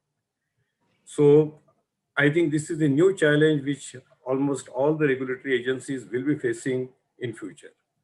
The next one, please. This is just to give you the idea that from the geographical landscape, there are 128 candidates are being developed in North America, 14 in South America, 2 in Africa, 82 in Europe, and almost 95 in Asia and Australia. Next one, please. So where does India stand today, or what is the India's role in developing this COVID vaccine? So India is currently among the leading producers and suppliers of vaccines globally. It represents about 60% of the total vaccines supplied to UNICEF and Pan American Health Organization. India continues to be a major force in driving research and development on COVID-19 vaccine. India has joined COVAX facility along with this number is gone up. I was talking to Sid Berkeley and understood from him that it's not 180-67, but there are 194 countries have become part of the COVAX. So every country, including the developed country, has become part of COVAX. That means they will get the vaccine from Gavi if the Gavi procures it. In India, there are several companies like Serum Institute, Bharat Biotech, Cadila, Biological Evans, Panacea, Indian Immunologicals, Minvax, Arvindo, and Genova, and of course, Dr. Reddy's now along with Sputnik. They are all working on the development of different COVID vaccines. In addition to the private companies, the institutes like Indian ICMR, NIV, CMC Vellore, IIT Indore, IICT Hyderabad, IISER Mohali, and IISER Trivandrum are also working on different technologies or on the analytics. India's willingness to play a big role in manufacturing COVID-19 vaccine and allow it to supply to other developing countries will be a crucial part of containing the pandemic globally. This has been the statement made by Mr. Bill Gates. And the French ambassador, Mr. Emmanuel Lentin, also said that it is very important for states to coordinate if we want COVID-19 vaccine and our medicines to be produced and used equitably worldwide. India will have an important role to play as a producer of medicine and vaccines. So this is Indian scenario and the confidence from the people like Mr. Gates and the French ambassador in the Indian capabilities. Next one, please. So I will just give you briefly what Serum Institute is doing at this moment. We have got 5 different candidates on which we are working for the development of this COVID-19. One is the Codogenics, which is a company in New York, and they have developed a technology for the attenuated COVID vaccine, which we have got here and which we are developing. And this product is shortly entering into phase 1 in UK. Second is our collaboration with the AstraZeneca and Oxford University, that is the Covishield vaccine, which is already in phase 3. In India also, the phase 3 vaccine is in the just final stages. Before the end of November, we will complete all the injections, and hopefully by January, we will have our results for submission to the regulatory authorities. The third product is Novavax, which is also in phase 3 in other countries, but they have approached Serum Institute to make the vaccine locally here and then supply to Europe and other clients who had already contracted with Novavax. The fourth product which we are working is using spy biotech technology or spy catcher, using our RBD hepatitis B VLP platform. This product is already in phase 2 in Australia. It has already completed phase 1 and will shortly be introduced in India, and we will start our phase 3 clinical trial hopefully by mid-December. And the fifth one is the VPM 1002. This is the recombinant BCG vaccine for which the ICMR is doing clinical trials to just to confirm, because there are at least half a dozen papers which have been published so far, which have said that the people who have taken the BCG vaccine and this recombinant BCG vaccine, those people are spared from getting COVID infection, or say about less than 2% people who got the infection was very mild and non-symptomatic. Next one, please. I think we already know from the newspapers that both Pfizer and Moderna, they have already declared that the vaccine is more than 90% or 94.5% effective.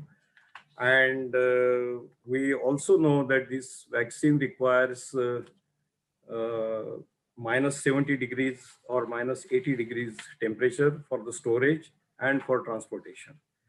For which I am very glad to inform you that the Pfizer has already developed and designed a box that can hold almost about 1,000 to 5,000 doses of its vaccine for nearly 100 degrees below zero for up to 10 days, and still it has its own limitations, because developing these boxes and distributing, particularly in a developing country, will be very difficult. And another greatest challenge which will be there for these vaccines, that they have already declared their prices, which are more than $20 or $30 per dose, which is going to be a big challenge for the developing country governments. Next one, please. So what are the challenges in manufacturing that the manufacturers are facing at this moment? The number one is the quick turnaround of scale up to achieve the global demand, because if you really see from the experience of different candidates which are in clinical trials, that if you have to really cover the total global population, you will require almost about 16 billion doses, because almost about 7.2 billion doses is the population globally. If they require 2 doses, that itself becomes about 14.5 billion doses. And if you take into account 15 to 20% wastage that happens, then you will require additional about 1.5 to 2 billion doses requirement. And getting that quantity is not easy. It will require years together for several manufacturers to come up with that kind of quantities. Then the proper alignment of the upstream and the downstream processing units to handle the big volumes, establishing analytical methods, specifications, method qualification and validation in shorter periods. There will be hurdles in supply chain of essential raw materials and equipments. Just to give you an example, that we are already sensitized our suppliers of the rubber bands, the vials, the aluminum seal, the packaging material, the cold dogs, and everybody is asking us, please give us a guarantee that you will buy this, then only we will increase our capacity. Now, as on today, other than the Gavi, we do not have any concrete contract with anybody. So no government wants to invest because this is the major and biggest challenge and the difference between the developed world and the developing world, which I would like to just specify a little bit. In the developed world, for flu vaccine, every year, all the governments, they make a contract with the local supplier or manufacturer of the influenza vaccine. They buy the vaccine, they use it on their population, but they buy additional quantities just to ensure that in case there is a pandemic, they have some stock of the product. And this kind of arrangement gives a leeway to the manufacturer because they get bigger business, they get money for what they are doing, and they are happy to have that additional quantities ready as a stockpile. So this stockpile theory goes on very well with the big manufacturer, particularly manufacturers of the influenza vaccine and the developed world. But as such a thing does not exist in the developing world, there is no stockpile for any vaccine. We buy it only as when we need it and when we want to use it. And therefore, to give a guarantee to a secondary supplier of the raw material is a biggest challenge that the manufacturer from the developing world is facing as on today. And there is, of course, shortage of trained manpower, and generating long-term stability data as on today is the biggest problem. Because this is the first, I will not say this is the first vaccine. This is actually fourth or fifth vaccine in last about 10 to 15 years, which has been developed. When H1N1 vaccine was developed, it could be made available by the existing influenza vaccine suppliers within 5 months for the use to the people in Europe and America. Why it could happen? Because they had the technology in place to make the influenza vaccine, which they are making every year, which is the seasonal influenza. And when the pandemic came with H1N1, they could make H1N1 vaccine on the same platform and make it available very quickly. All the analytical tools, analytical methods were in place, not only with them, but also with the regulators. And therefore, that vaccine was the one which was developed in the shortest possible time and used. Even in the developing world, it could be done in about 1.5 to 2 years' time. That too by getting the full support from the regulators and the government agencies in the developing world. Next one, please. Okay. Another challenge is that one is facing at the moment is the clinical development program. There is a lack of aggressive and quick decision making by the regulatory agencies in the developing countries compared to the traditional approach, especially in the pandemic situation. When I am saying there is a lack of aggressive and quick decision making in the regulatory agencies, I am talking about other developing countries. I'm not talking about India. In fact, I want to thank our regulators and our government agencies for very quick response and giving all the help and making changes in their legislation to help the manufacturer whosoever is developing the COVID-19 vaccine. But the same situation does not exist outside. Outside, once you make a vaccine, when you go and supply to other countries, you have to register the product, and then those regulators have their own whims and own demands, which are sometimes very taxing, but that is the one which we are trying to sort of crease out with the help of WHO by asking them to develop some sort of a guidance for the regulators in the developing countries, specifically from Africa, Southeast Asia, and also in South America, to help the manufacturers to help them introduce and register the product at the shortest possible time so that it is available and made available to their population very quickly. The clinical trial design, identifying right clinical sites and recruitment, the clinical endpoint determination with asymptomatic SARS-CoV infection, indicators of protective immunity, neutralizing antibodies and or cell-mediated immune response, inclusion of optimal representative population, and availability of safety data, especially with respect to the novel vaccine technologies. This is one issue which has created, I think, or which will create some problem when the manufacturer wants to give expiry date to the product. Because unless they have good stability data for a long period of time, manufacturers cannot determine that to what extent the product will remain stable. And normally that is one of the major reasons why the vaccines takes several years for the development, because by that time you have complete data on the stability, you have complete data on its efficacy, you have long-term data on the safety, and you also know whether it really protects you from the recurrent infection. Next one, please. Next challenges are in labeling and supply. As I told you, the establishing large-scale cold storage facilities for stockpiling, labeling, each country has its own labeling requirements, set up supply chain network and contract with airlines with the shortest time span, tracking of vaccine supply and post-vaccination monitoring, expiry date with no print on label when long-term stability studies are ongoing, and prioritizing the supply volume.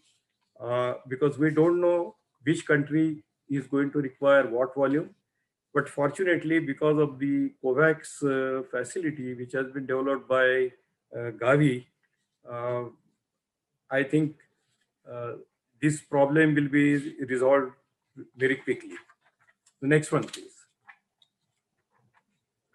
The challenges posed by the COVID vaccine is to ensure that the right people get the right vaccine at the right time. As fortunately, I think there is some guidance from WHO which is available now. Government of India is also having and almost finalizing their priorities, that which group of people should get the vaccine first and how it should be prioritized later on.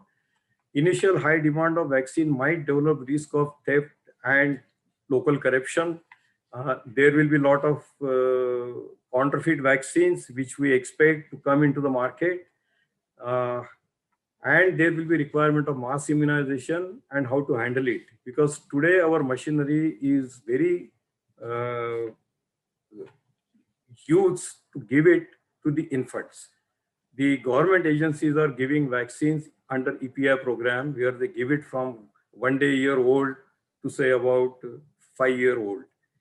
But giving it to the higher age group is going to pose a problem. How you are going to get that population, where you are going to call them, how you are going to make them accept the vaccination in discipline, that will require some sort of a training. And I don't see any activity going on for training the immunization people to immunize the adults. Equal distribution of vaccine to all parts of the world. And that's why I think we have decided at Serum Institute that 50% vaccine will make available to the Gavi under their COVAX program. But the 50% we will keep for India if government wants to buy it from us. The developed country pre-booking larger volume for vaccine, and this is really a very serious issue.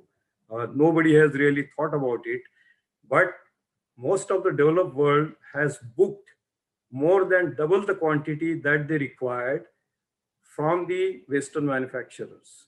So there is almost about 3.4 billion doses have been booked by the developed world who can afford to pay, and they have given advance. Whereas for developing country population, such a move is not there. And therefore, how Gavi is going to tackle that problem, we will have to see under the COVAX program. Next one, please.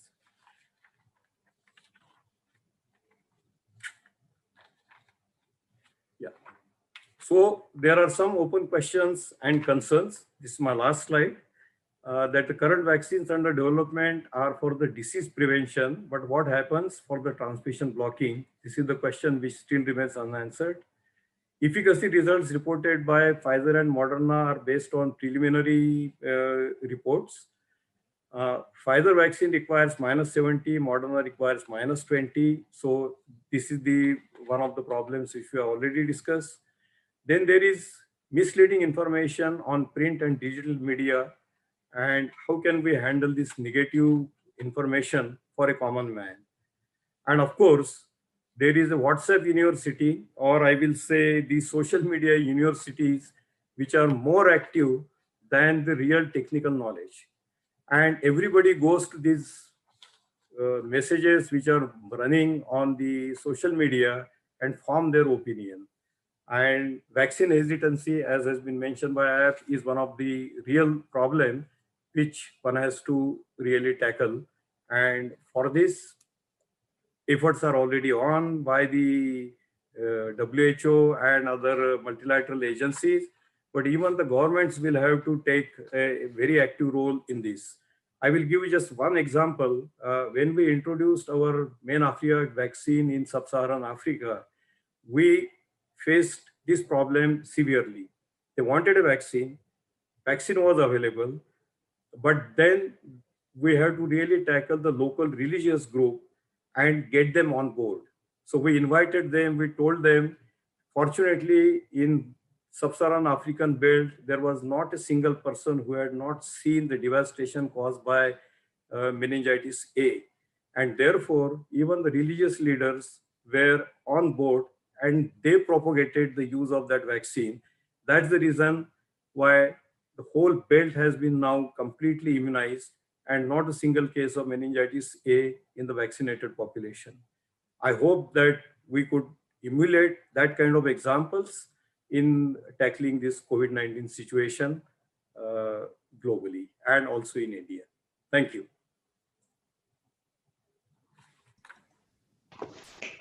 Thank you, sir.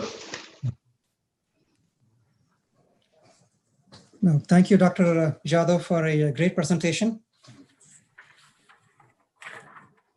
You know, manufacturing and supplying to 170 countries plus is a Herculean task. And we really commend you for your commitment. To the viewers, if you have questions, please, put them on the chat box. We will respond to you given the time constraint. I just have a very short question for you. You mentioned about having 5 candidates in trial in India. And yes. Once you go through the process and once you confirm which ones to be, to go further, how long does it take for you to mass manufacture and then, put them out to the consumers? Could you talk about the timings a little bit? Thank you. I think first time the regulator, the DCGI has given us permission to start manufacturing once the product goes into the phase 3. And one of the product, that is the Oxford product, is already in phase 3, which has already finished phase 3 in some places, but in India, it's in the last phase. So we have started manufacturing that product. We'll be manufacturing almost about 50 to 60 million doses per month from January onwards. But till January, we will also have almost about 80 to 100 million doses in stock for supply, if we get the emergency use license from the government.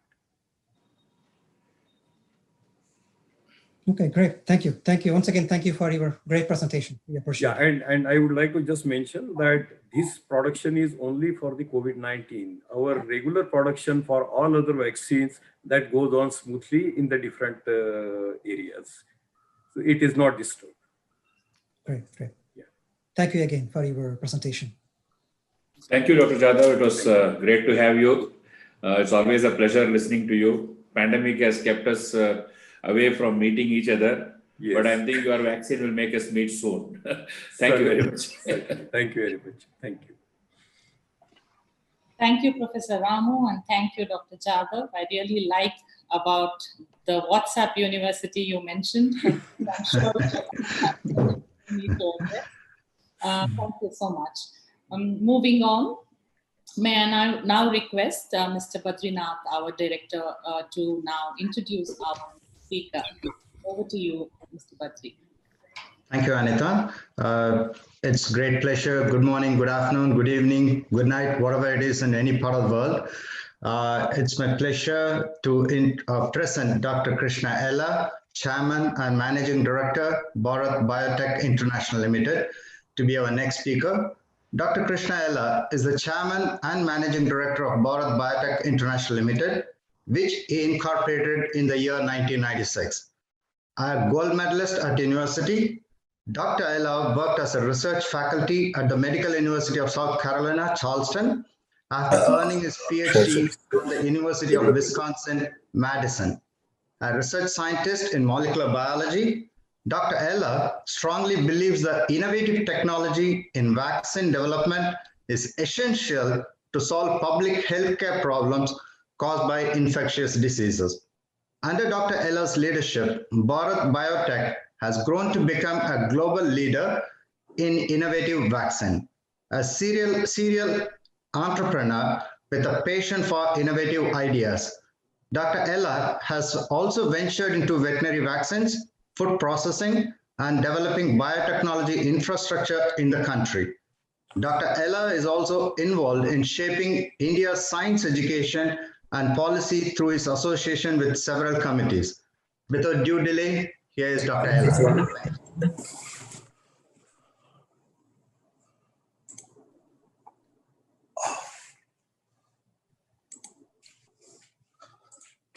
Thank you, Badri. Can you hear me now?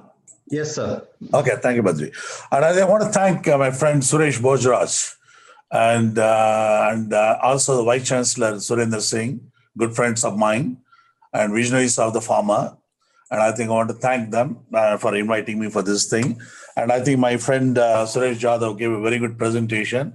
And I might skip some of the things which are not required, repetitive, and I will avoid that. Next. I think, the vaccine investment, it clearly shows the best investment one can make, a country can make it. Okay.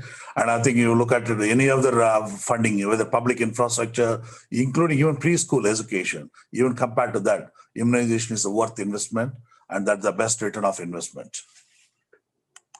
And I think, the future challenges, I want to make it a little, for scientific and make people interested, students. 40,000 viruses are unknown in animals. And there is a possibility out of 40,000, 10,000 can jump to animal, and to human, and then back to animal. For example, COVID-19, it came from animal to the human. Now it went to back to mink in Denmark, back to the animal. Okay, so you have to be careful about what is going to happen in the future. And the pandemic to animals is likely. Pandemic to plants are also likely. So both the last two are going to be food security issues on the future. And I think zoonotic, why I'm going to talk, many of the diseases, even whether COVID to rabies to JE to everything is a zoonotic diseases. Okay, and most of the zoonotic diseases are very neglected. And most of the neglected disease are today are becoming a global disease, whether tuberculosis, HIV was neglected disease, African and Indian disease, it became a global disease. And I think, where does start the neglected diseases? Most of the neglected disease starts from the developing world. And all the neglected disease turn out to be pandemic. Whether it is yellow fever, to dengue, to malaria, Rift Valley, chikungunya, Ebola, and HIV, Zika, all the diseases, you look at the pattern, it's all always in the developing world, and it's neglected, and it becomes to the global disease. So naturally, it's the developed nation should not think that they should make us to work more on the vaccine field because of the neglected diseases are coming from here, and the pandemic comes from the developing world. And I think, I don't want to talk too much, but everybody knows in the internet how human to human, animal to animal, and animal to human all spreading, and it is going to increase burden. And I think, you look at the Wuhan, the following these animals, they're all in the marketplace. all these animals are in the marketplace. So the virus load that are present in these animals can also lead to the human beings. And that may be one of the reasons. We do not know what the reasons are. But COVID vaccines, I want to touch upon. And I think, traditional development, it takes to 10 to 15 years, a vaccine development. I mean, look at the phase 1 to 2 years, phase 2, 2 years, phase 3, usually at least 3 to 5 years also, based on the vaccine dosage and all that. But unfortunately, SARS has changed the game to 10 months to 1.5 years, less than a year. I mean, that has amazingly changed the game plan on the regulatory system, a challenge on the manufacturing also challenging, and all. I mean, it's a global challenge. So I think it's a learning. I think what the people are trying to do is all the vaccine strategies, taking each virus parts as a vaccine candidate. Where somebody wants to use RNA into RNA vaccine, or RNA want to convert into DNA, and DNA as a vaccine, and somebody want to use a protein, the subunit vaccine, the subunit region. They want to use a part of the region, full region, and combination with another protein, whatever the combinations. People are trying to use various platforms. So the strategies are very simple. So you look at this surface protein, DNA, RNA converted to DNA, and all the parts are used as a vaccine strategy. So each one we use as a VLP to all the. So what my friend Jadhav was talking about it, the replication deficient of COVID vaccine. And that is a child vaccine, so people are talking about it. So I think the RNA vaccine, everybody knows now, Moderna, Pfizer, which I don't want to touch. So we talk about inactivated vaccine. I'll touch upon that. And various platforms, I think Dr. Suresh Jadhav explained very well. And various platforms, how many inactivated, weakened, replicating, non-replicating, DNA, RNA, protein subunit, virus-like particle. There's so many platforms, technology are various in the clinical trial. I think, Indian vaccine, I think we are proud to say that as Indian vaccine manufacturers, 2 out of 3 children are vaccinated with Indian vaccines. I think we are all, as all the Indian vaccine manufacturers, we are proud of that. I think this one field, vaccine industries of India, has far ahead of any other field of Indian sciences. I think I want to mention the Rotavac. India has never done an efficacy trial before.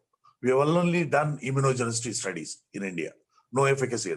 I think we have truly made a public-private partnership when Dr. Surendra Singh was a drug controller at that time. We know that he knows that how we have done Rotavac, the first efficacy trial of actually this is the first efficacy trial in the entire developing world. So where we've done a community-based trial, more than 10,000 babies trial. And we made a change in the delivery system where pharma people might be interested. It's a 1.5 to 2 ml dose. We brought it to small 5-drop concept, like a polio drop concept, 2-drop concept. We made it as a 5-drop concept Rotavac. We brought a change in the delivery system of Rotavac. And now this vaccine is sold to UNICEF, reaching more than 30 to 40 countries already. And I think Prime Minister has launched this vaccine. And this is the first innovative molecule coming from India, Indian strain, Indian manufacturing, and also Indian efficacy trial. Now it is reaching to the Africa and Latin American market. And I think, people may think that, Indian clinical research is not that advanced. So I want to change that opinion for the people that India is far ahead of in clinical research also. So we have done typhoid conjugate with the first new molecule we developed from India. And this, at least, this is not, multinationals have not done, US has not completed, US not done it, Europe has not done this vaccine, but we were the first one to develop this thing and done human challenge studies in Oxford. And we've shown that 90% efficacy in the human challenge studies right in Oxford. And that shows that how our clinical research experience is bandwidth is expanding. And I think the New York Times covered how a small company from Hyderabad, how developed a typhoid conjugate vaccine and done a human volunteers in Oxford. And we got UK MHRA phase 2B approval for that vaccine. So when the Nature Medicine covered the treatment that made headline in the globally in 2018, Nature Medicine, first product that was covered, our Tybar TCV as a conjugate vaccine. Now we are doing a clinical trial in Bangladesh, Nepal, Malawi, Burkina Faso, and all the 4 countries with thanks to the Gates Foundation, funded $36 million for the clinical research, both for Oxford, University of Maryland. And one of them publication came from Nepal studies published in New England Journal of Medicine just about a month ago. New England Journal of Medicine. So I think what I'm trying to say is not to brag about my company, but to tell that Indian vaccine research is going into global clinical research, not just the Indian company. Okay, that's my point. So coming to COVID vaccine, we are working on 3 different platforms, not important, but what you would like to have, an ideal candidate, as a scientist, as a molecular biologist, as a scientist, what I would like to have, a proven platform technology, because long-term safety is very important. If you want to give it to 2 years old or 5 years old child, you want to be given a vaccine. So which one will be safest? And vaccine can work to a newborn to senior citizen, and it works for pregnant mother and cancer patients. Some of the vaccines you cannot give it to pregnant mothers. For example, live vaccines cannot be given to pregnant mothers and cancer patients.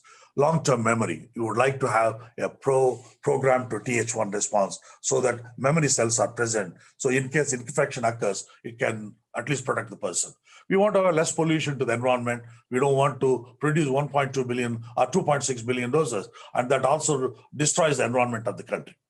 Okay, that is also important. And I think easy to reach last mile where there are no doctors are present, and less packaging and distribution costs, where the earlier US Pharmacopoeia talked about the distribution card, fit well with the EPA vaccine program, child vaccination program.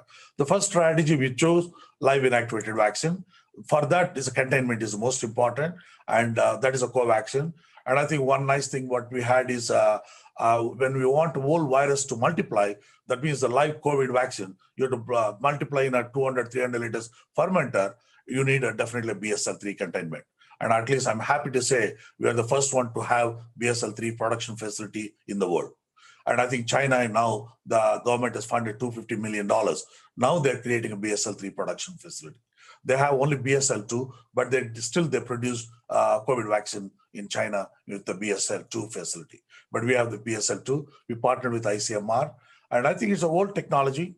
I believe the world is a goal, and animal toxicology completed. And I think I will say the platform technology, what we use, the virocell technology, we make chikungunya, we make Zika vaccine, we make IPV, we make rabies, we make JE vaccine. So many vaccines we make from the one virocell technology platform. And we have 15 years of extremely clinical research experience using this platform, and 25 clinical studies used from this platform, and 300 million doses produced from this platform technology. So we are confident about the technology and platform. This is a BSL-3 containment, and I think we built for some other purpose. It came in right in our hand for the COVID purpose. And I think, we have done animal studies in mouse, rabbit, rats, monkeys, and hamsters. I'll talk about that. People can see in the internet also.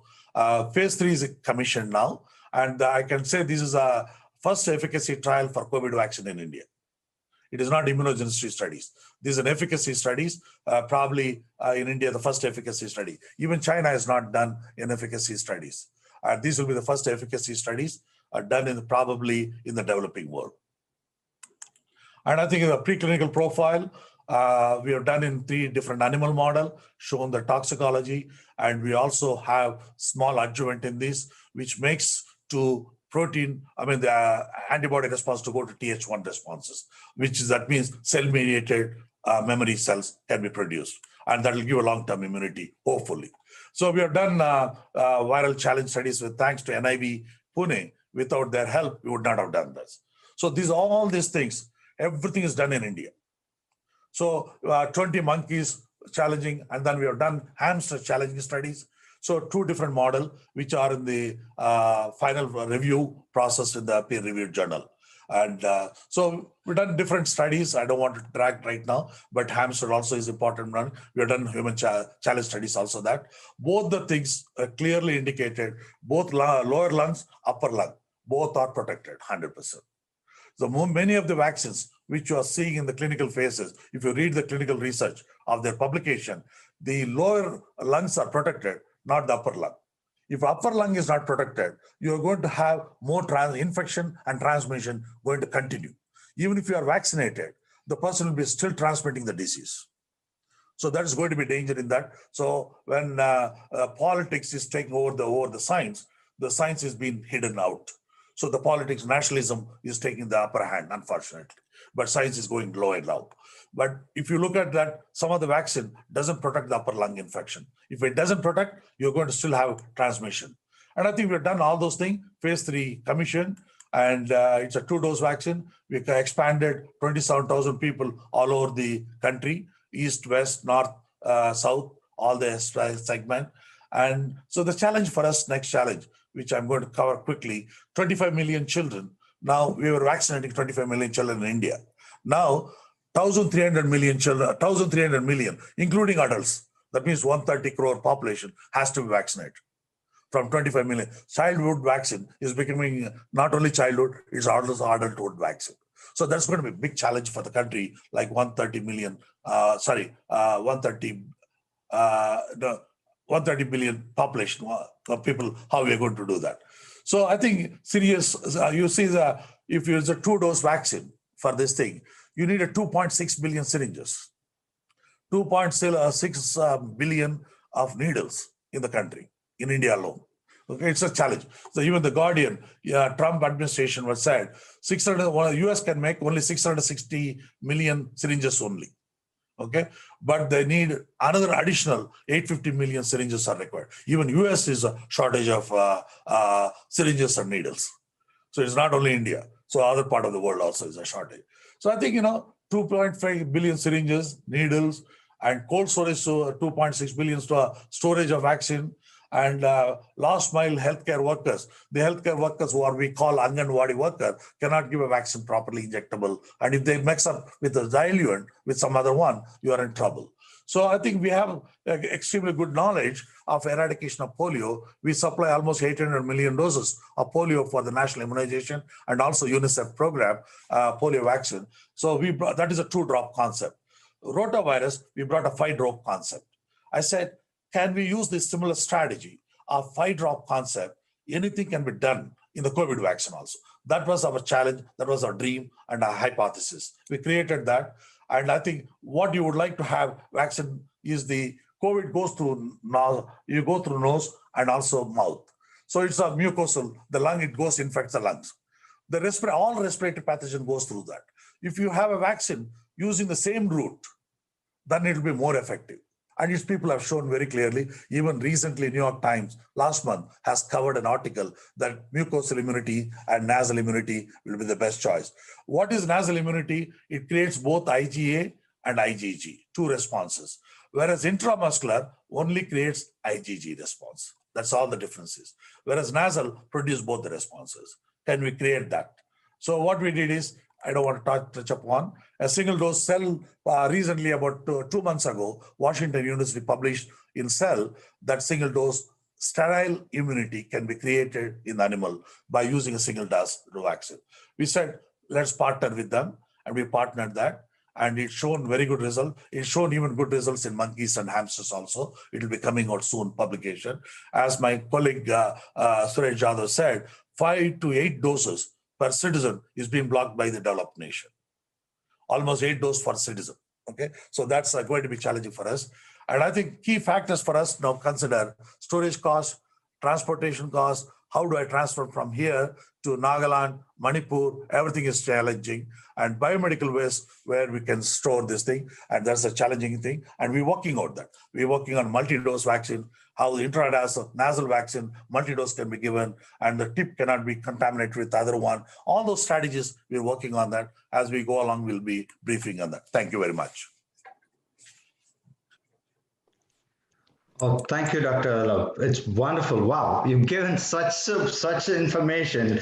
Like, well, you just started, as an entrepreneur, you're really great. You started with the investment strategy, then with Rotovac, typhoid. Wow, it's great. I think I see that a lot of questions have been there, but I think its time is really constrained. And many people are texting me personally. I just want to let them know on the website, jssrf.org, on the web chat, please put on all the questions. We will forward to Dr. Ella, and then we'll get the answers and we'll reply to you. There's no words, Doctor. You gave such a wonderful, wonderful and informative speech. Thank you, Doctor. Thank you. I would also personally like to thank you, Dr. Ella. Suresh here. I'm always very fortunate to have good friends like you and Dr. Sudesh Jadhav, that, just one email and in spite of your busy schedule, you accept and come. I'm really grateful. I am only looking at you all coming and inspiring the younger generation. That's the only mission I have. And that's why I keep bringing you again. And thank you for responding to my call and my request and doing it. Thank you, Dr. Ella. Wish you all the very best. We are very proud of you. And you will make our country very, very proud. We are aware of that. Thank you very much. Thank you, sir. Thank you.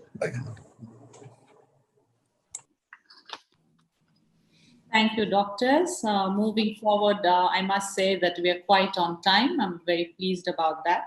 I now request Mr. Sami Shanmugam, our director, to introduce our next speaker. Anita, can you hear me? Yes, sir. Good evening and good morning, as Badri said, whatever the time is.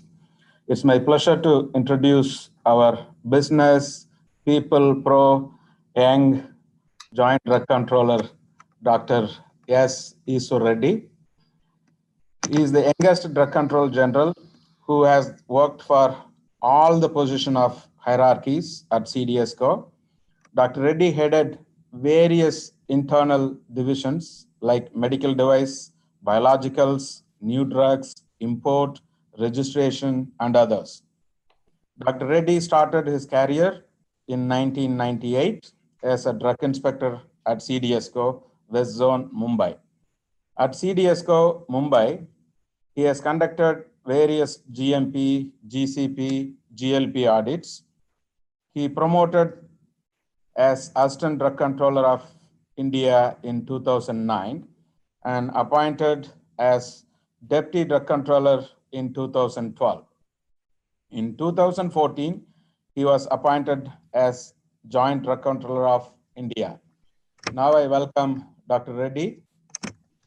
You can begin your speech. Thank you, Sami, for the nice introduction. I hope, are you able to hear my voice? Yes. We are able to hear Reddy, but I think you'll have to put your video on. We are not able to see you. Okay, sir. I think I would like to first share my, I will able to see my presentation? Yeah, we are able to see that, yes. Okay, sir. I think, first, so first of all, my pranams to His Holiness Jagat Guru Sri Shivaratri Mahaswamiji, 24th spiritual head of Sri Sutturu Mutt, Mysore. Dr. B. Suresh sir, mentor, my well-wisher, and guide me in all critical times. And all directors and staff of Sri Sutturu Mutt, all speakers and participants, my namaskars, and very, very good morning, good evening, and good mornings also. Thank you. I think first of all, let me thank JSS Research Foundation for organizing virtual conference on COVID-19 vaccine, a global perspective. It is actually a need of... You can put it on the slideshow, please. Okay, sorry.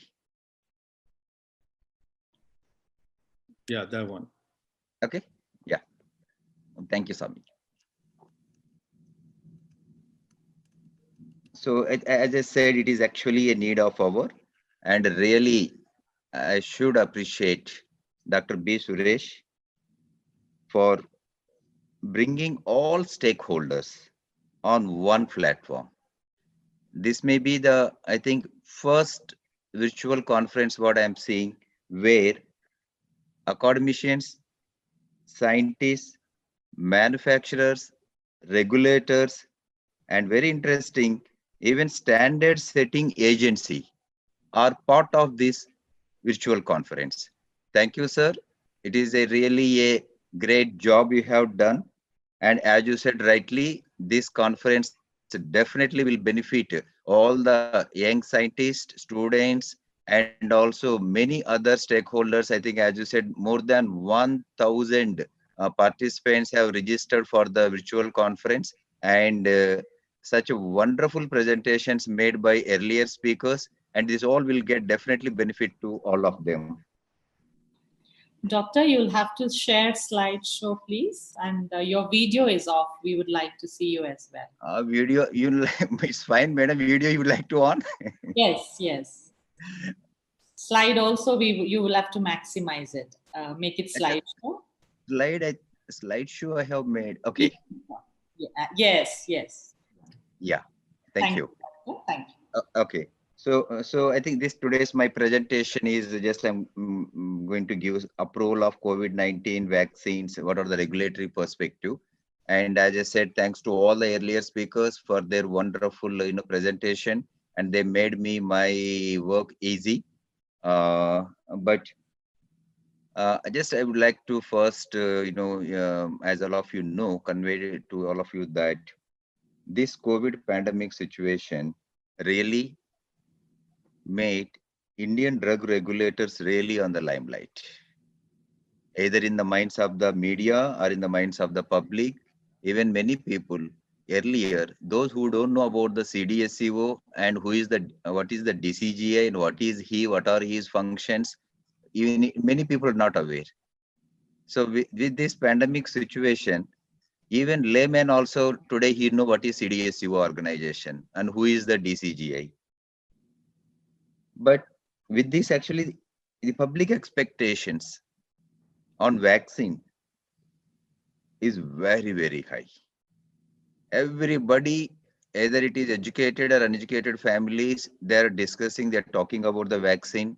If you ask me, either my seniors or politicians or my family members or my relatives, friends, at least every day I will get 15 to 20 calls asking for that when vaccine will come.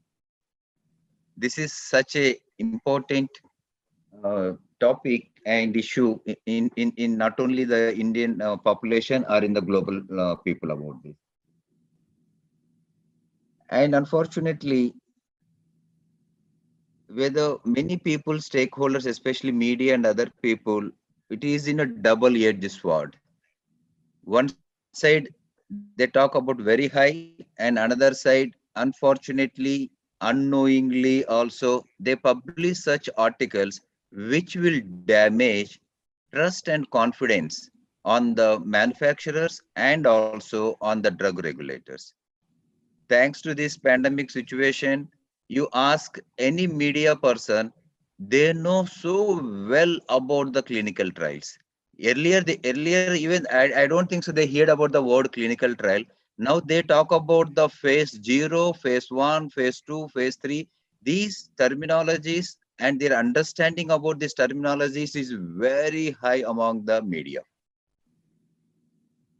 And also, if you see in the media, the way they discuss about the various platforms are in the developmental stage, the immunogenicity, safety, efficacy, even the global status of the vaccine, and if any action taken by any agency, what action taken, any statement given by the manufacturer. So why I'm telling all you this thing, having good knowledge is very good, but unfortunately, misusing of this knowledge or misinterpretation of any these type of things is going to be hamper, or even I say can maybe lead to delay in the approval process, or may also get to delay in the accessibility of these products.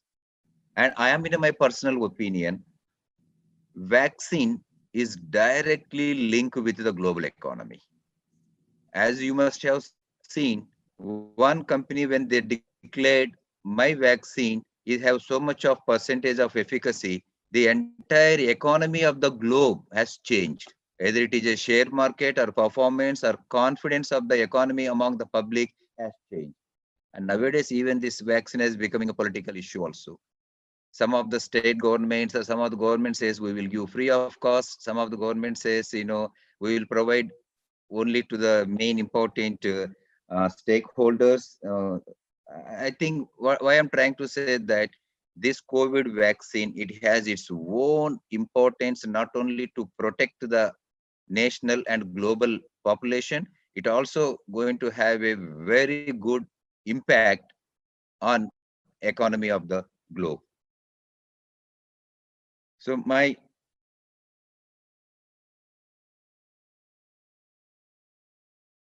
think I want to change to second slide. Yeah. So as all of you know, for any ideal drug regulatory system, what manufacturer, what applicant expect from the regulator is that the regulatory system should have a proper of accountability. They should have proper predictability in their system, and also there should be a proper transparency in the review and approval process. So these are the three pillars of the drug regulatory system. In order to bring predictability in our system, the government of India has come up with new drugs and clinical trial rules 2019, mainly to promote ethical and scientific clinical research in India. As you know, India, we have a huge potential to conduct a clinical research. In fact, because of these new regulations, today, Indian drug regulator is able to fast track the applications, is able to review the applications on priority. There is a provision for compassionate use of the medicines. There is a provision for waiver of the clinical trials. If you see the major measures already taken in the new drug approvals, there is a clear-cut provisions for the waiver of the local clinical trials for the drugs approved in other identified countries. And first time, we have specified the application process review timelines. This will bring the predictability in our approval process. And we also have a concept of deemed approval. If applicant has not received any communication from the regulatory authority within the specified time, for example, 30 minutes is the timeline for the conduct of approval of conduct of permission for clinical trials. If it is not received within 30 days, then that application is considered as a deemed approved by the regulatory authority. There are already provisions for the pre and post submission meetings. Really, this really helped in the COVID situation. Many companies, they made application before submission of the application for the pre-submission meetings to understand the regulatory requirements for submission and for getting marketing authorization of COVID vaccines. And we also have a separate provisions for approval of orphan drugs, where there is a provision for waiver of clinical trials and other things, and accreditation of investigator and clinical trial sites. There is separate provision for academic clinical trials, and there is another very important provision in this our rules is provision for compensation. This is one of the issue where all the NGOs and consumer agencies requesting for the compensation provision very strongly, even in this COVID situation, tomorrow for any adverse events will happen. And also there is a provision for the post-trial access as per the recommendations of the investigator and ethics committee. We have a very good system of e-governance. This is really helped in the COVID situation. That's why I want to specially emphasize one slide on this e-governance. Because of this lockdown, because of the restrictions in the movement, our officers, they are able to review the applications from home. Because of it is a complete online system of clinical trial and new drug approval process. So this really helped all our reviewers to examine the applications from home. That's why you can see our approvals, you might have received at late night, midnight, 12 o'clock, 1 o'clock, 2 o'clock also. The reason is that our officers are able to review because of the e-governance, the applications from home. It has really helped us. And this really brought a lot of transparency, traceability, and also simplicity, effectiveness, and accuracy in our system. And above all, the speed of approval process also helped from this e-governance system. And we are also in the process of upgrading this e-governance second version, where we would like to use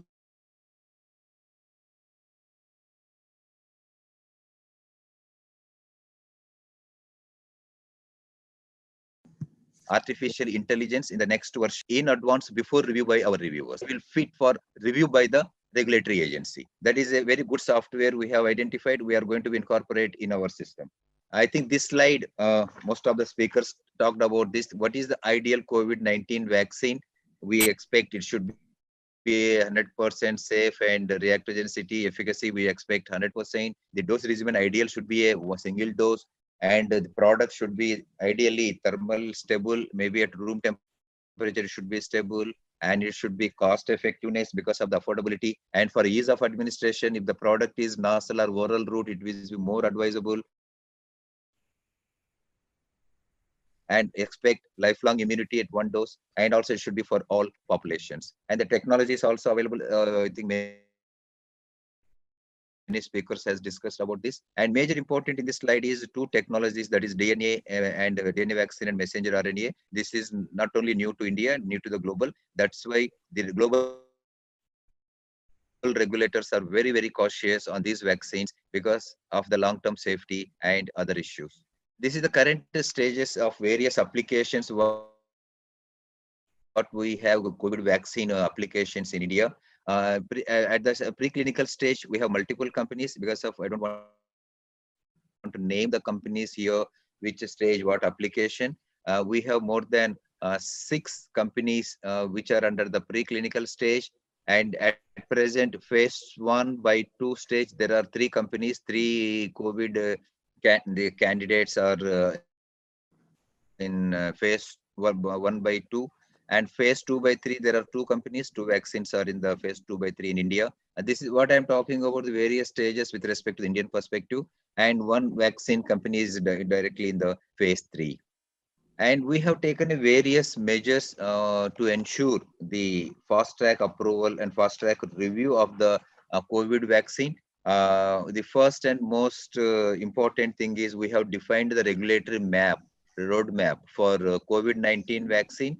And we also issued one notification. This is a very important decision taken by the government of India to authorize vaccine manufacturers to produce, to commercially manufacture drug substance and drug product of this COVID vaccine during the clinical development. However, these batches can be released into the market only after grant of marketing authorization by the CDSCO and manufacturing license issued by the state authorities. Earlier, there was no such a provision. The objective of including this provision is the sufficient quantities of vaccine should be available, readily available once marketing authorization is granted by the regulator. So this really helped the industry. They are in the process of making the commercial batches during the clinical development, which will be released only after marketing authorization granted by the regulatory authorities. And for this COVID related drugs and vaccines purpose, we have constituted a special expert committee for review of all COVID-19 applications. And we have system now fast track review of applications. Thanks to the Dr. Jadhav, he clearly stated Indian drug regulators are acting on fast track basis. In fact, our SEC meetings are happening twice in a week. Maximum our pendency is 5 to 6 days. To also get the transparency in our system, all minutes of the subject expert committee we are placing on the website. So public is also aware about the decisions taken by the Indian drug regulator on various types of applications received. And as I said earlier, in this COVID situation, we have multiple pre-submission meetings with the sponsors and as well as the manufacturers of the vaccine, in order to bring more transparency in that even we are accepting the applications through email. And we are in regular touch with the other international regulatory agencies to understand the steps taken by them, to understand the expectations, to understand the various regulatory tools they're using for the decision making. We are also in touch with the WHO time to time to understand the current situation, and the decision should be taken on marketing authorization. As earlier speakers also said, there is many challenges while approve any vaccine. I think these are some of the great challenges. I think in this most important thing, what I would like to specify is the clinical trials in special population. So generally clinical trials, what we have granted permission is on healthy subjects, but the efficacy and immunogenicity of these vaccines in a special population like pregnant women or comorbid situations or in children's, how really it is effective. I think this is a great challenge to the manufacturers as well as to the regulators. The another very important challenge what we have identified and what we are already started addressing is batch release by Central Drug Laboratory. As all of you know, before release of the vaccine by the manufacturer, that batch has to be tested and released by the National Control Laboratory and CL, or the also called as a Central Drug Laboratory. Already these Central Drug Laboratories, they are engaged in the release of already approved vaccines. You know, our CDL Karsoli, already they are involved in the approval of good number of batches and that. But we have made sure that the whatever the batches are produced and sent to our laboratories are going to be tested well within the timeline. So that's why we have sufficient capacities now to test the COVID-19 vaccine by Central Drug Laboratories. And fortunately, whatever the two vaccines which are in the front running, these two vaccines does not require any animal testing. Thereby the testing time is very less. So I think maximum, the limiting factor is only the sterility test, which is 14 days. So the maximum within 15 to 16 days time, the batch can be released by our laboratory. And we also, CDSO prepared for the additional capacities. We already identified the other laboratories for batch release. We are not only going to have one, we are going to have at least two is ready for the testing. Another two are in the pipeline. So whatever I understand from the industry, as on date, we are expecting around 40 commercial batches are going to be released per month. These two vaccines, around 40 batches per month. However, our laboratories, both the laboratories, that is NIB Noida and the CDL Kasoli, they are able to test 300 batches of the COVID vaccine per month against the 40 batches that we are expecting to from the two companies in the next coming months. But overall, we're expecting around 70 to 80 batches in after maybe 6-7 months. But we are ready. Government and our CDSU, we are ready to test the batches. And also we are permitting the parallel testing of the COVID-19 vaccine by the manufacturer and CDL. Thereby, at least we can save 20 days time. The batches can be released, tested simultaneously by both. And we are also we've done the skill development and training for our CDL laboratory staff, and the verification of method specifications used for testing of COVID also, it is almost going on in our laboratories. So in conclusion, the marketing authorization of this COVID vaccines, it is a great challenging time for the regulators because of the new technologies involved in that, because of the short-term studies available, and because of this number of subjects and so many issues involved in that. But as a drug regulatory authority, it is our responsibility to ensure the safety and the efficacy of the vaccine before approval. We are not only vaccine, we also challenges in making available COVID drugs, COVID testing kits, but the way Government of India support for development of the COVID drugs in India and also testing kits in India.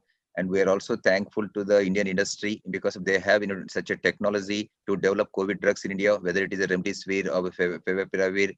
In fact, other countries, they have not shared the technology. Our Indian companies only, they have developed with their own technology. And again, thanks to our vaccine manufacturers, because of we have major production capacities in India. That's why everybody is looking at Indian companies because of our capacities. I'm sure our Indian companies not only take care about our local requirement, I'm sure they may be able to supply sufficient quantities globally to all the population. As I said, these are the new technologies. First time we are going to approve in India. So that's why we are very, very cautious if this type of vaccines come for the approval. And it is a great challenge for the regulators to understand the benefit risk assessment in decision making. But I'm sure we have designed some tools for making the decision making at this emergency authorization purpose.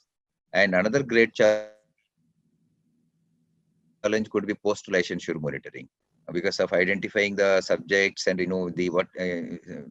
this is mainly as a part of pharmacovigilance program of India. So this is going to be a great challenge. But I am very happy to inform all the participants is government is very closely monitoring each and every activity relating to the vaccine development, whether it is a vaccine technology or vaccine manufacturing or vaccine testing or making availability of supply chain or even making availability of container closure system, syringes, you name anything.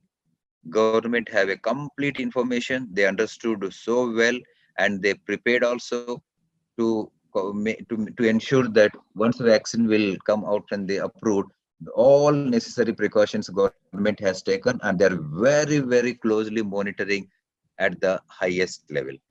So thank you very much for your kind attention, and thanks to once again to Dr. Suresh sir for giving me this opportunity to be part of such a wonderful virtual conference. Thank you, sir. Thank you, Dr. Reddy. Such a wonderful, very elaborative presentations, what the government has taken, what the regulations, CDSCO has taken, and how fast the CDSCO is implementing and supporting the industry.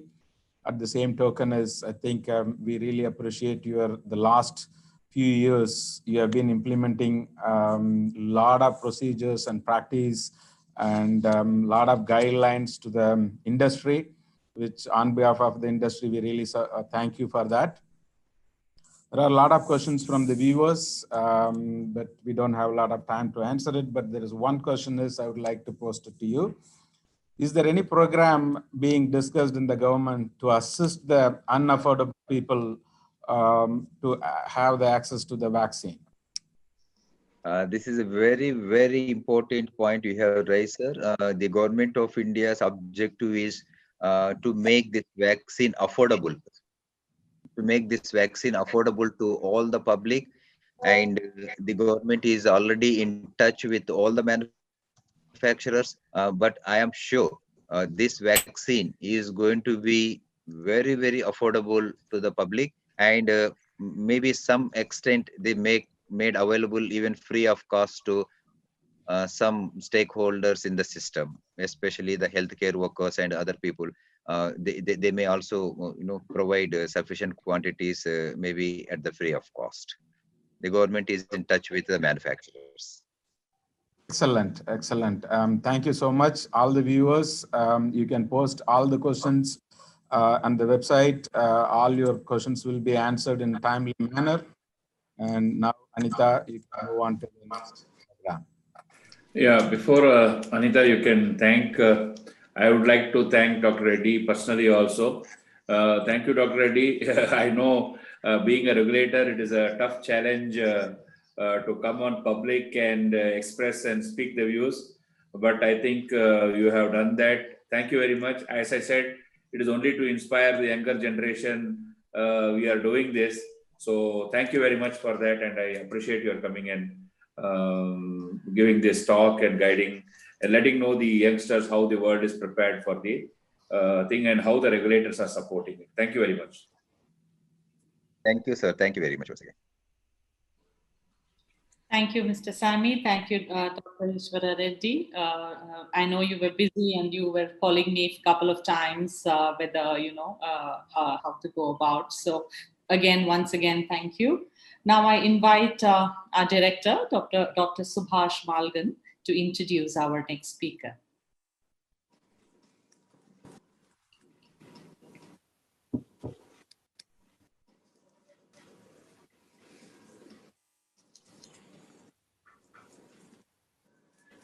You have to unmute yourself.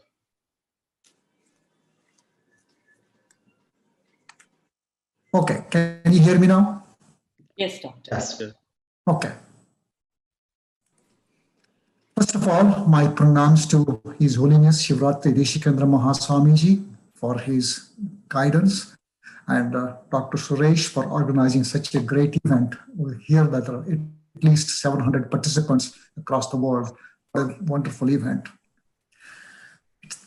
It's my distinct pleasure to introduce Dr.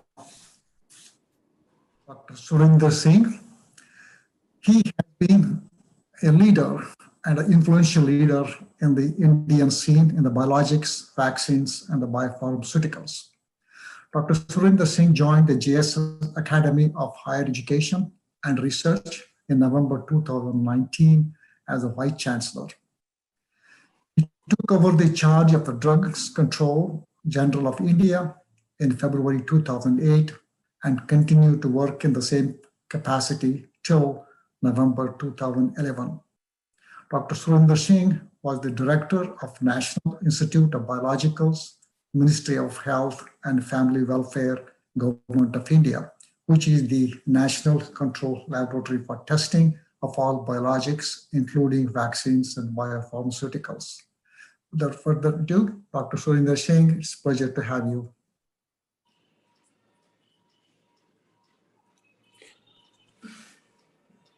You have to unmute yourself, Dr. Singh.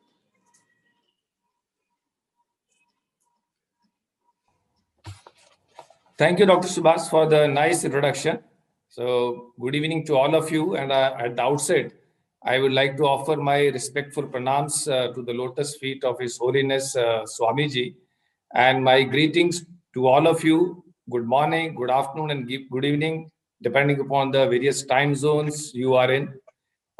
We have heard in today's presentations the standard laying bodies, the manufacturers, the regulators. And now I think it's a time to see and to hear to the global agency, which basically is working in coordination with all the countries, like 194 members countries, to see to it that the diagnostics, the vaccines, and the therapeutics are available to all the people of the world, whether they are living in the developed countries, middle level income countries, or lower level income countries as such. But I would like to add over here that today's evening, it's a momentous occasion for all of us with regard to our JSS Research Foundation. Because with what I personally feel, that with the blessings and the visionary leadership of His Holiness Swamiji and the guidance and the mentorship of our very able leader, Dr. B. Suresh, who is our Pro-Chancellor, and whom you all know very well, I think this JSS Research Foundation from today onwards is poised to establish its credential at the global level like the other JSS institutions. Though it's a humble beginning, but today I think we are launching on a momentous journey, and I think this will be one of the glorious journeys of this foundation.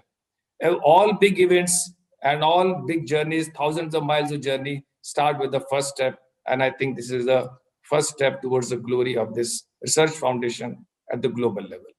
Now, with these words, I take you through the very important role which is being played by one of the most important agency at the global level, which has all the countries of the world and its members. That is almost 194 member countries are there.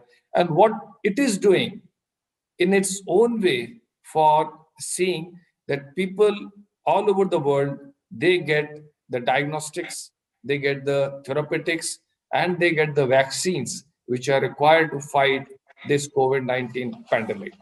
So I'll take you through my presentation.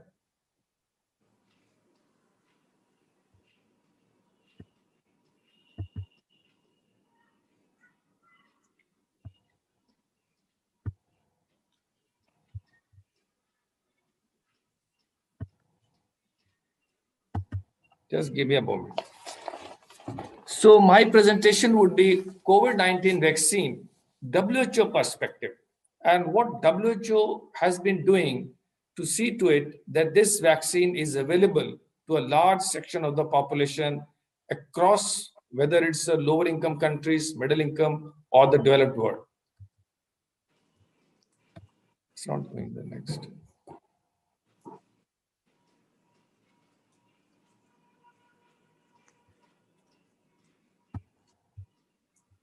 Yeah. So my presentation, I have divided into 4 headings: WHO R&D blueprint, R&D blueprint and COVID-19 vaccine, highlights of WHO activities, vaccine candidates which are presently in phase 3, and WHO COVAX initiative, I think, which we have heard from speaker after speaker. Now, what is this WHO R&D blueprint?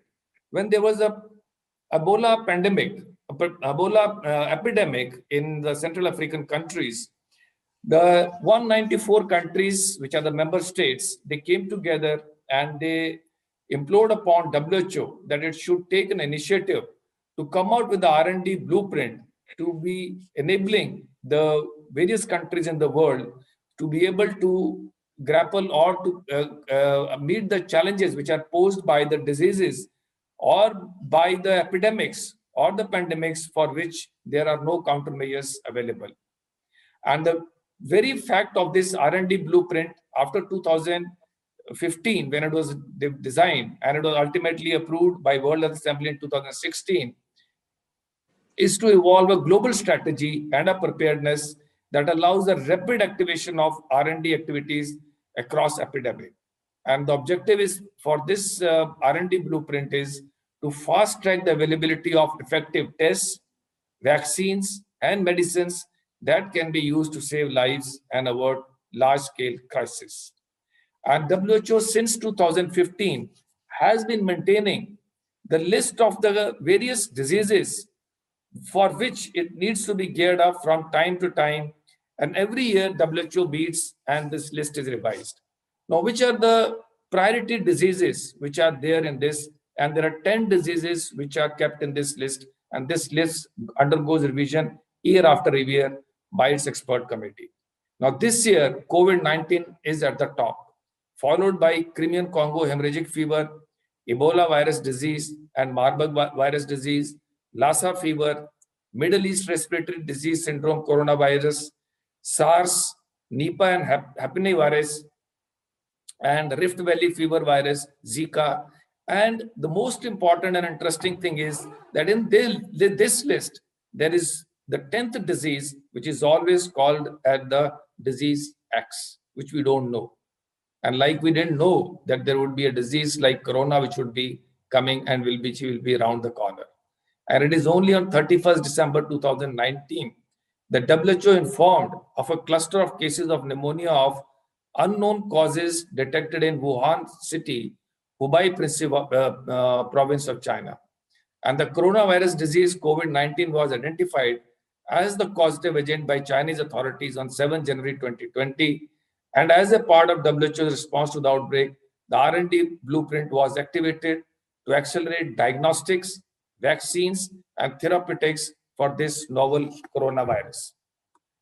And what does this blueprint, like it gives a timeline, the declaration of public health emergency of international concern. It is done on a day 0. From there onwards, the counting starts that by what date we will have the diagnostics, we will have the therapeutics or the vaccines against this disease, which was not known before, and for which we never ever had any countermeasures available. And this, once this R&D blueprint is activated, then an environment is created at a global level where various stakeholders and the funding agencies, they come together and the scientific institutions come together to share the data, and they partner with each other to see that they can make a public health impact at the global level. Now, under this R&D blueprint, there are 3 main areas: A, B, C. A is improving coordination and fostering an enabling environment, under which again there are 3 areas, that is effective governance and coordination framework is put at the global level and also at the national level, bringing about a transparent and aligned funding process so that without money, nothing moves. So the funds are channelized through proper manner to the scientific institutions which are involved in coming out with these diagnostics, therapeutics, and vaccines, and also encourage communication through the various scientific institutions and the stakeholders and the funding agencies which have come together to see to it that this pandemic is contained. Then B step is accelerating research and development processes. And this again, there are three areas: assessing epidemic threat, defining priorities which are to be done for this pathogen, developing R&D roadmap, and outlining regulatory and ethical pathways. Now, this step is very important, regulatory and ethical pathways, because none exists before this virus appears on the scene. So this becomes a very challenging area for the regulators world over, and also for the ethical committees to give approval to the diagnostics, for the various therapeutics, and for the vaccines. And C is developing new norms and standards adapted to the epidemic context. And we had our friends and colleagues from US Pharmacopoeia emphasizing on this issue, that supporting expansion of capacity to build adequate study designs, develop guidance and tools, and anticipating evidence needs to regulatory review and policy development. Because standard laying becomes a very, very challenging area, and there will always be public concern and apprehension in the mind of the general public about the various vaccines which might be coming into the market, or various therapeutic options which are going to be tried. Some may, some may not work. And even the diagnostics also, we have seen during this COVID that we heard a lot of diagnostics and their names about it, but very few have been able to withstand the scrutiny in the market and the scientific scrutiny, and rest have just fizzled away. Now, there is a well-defined roadmap how to go about it. There are inputs, outputs, medium-term outcomes, long-term outcomes, and impact. Now, basically, it is to use the scientific expertise and leadership. These are the inputs with regard to the approaches which to be used, streamlining the R&D processes, and using cross-cutting, coordinating activities to bring the various stakeholders together. And this results in a coordinated and improved environment for research and development of new norms and standards, which help in enabling the process of coming out with the molecules against the pathogens which were not known before.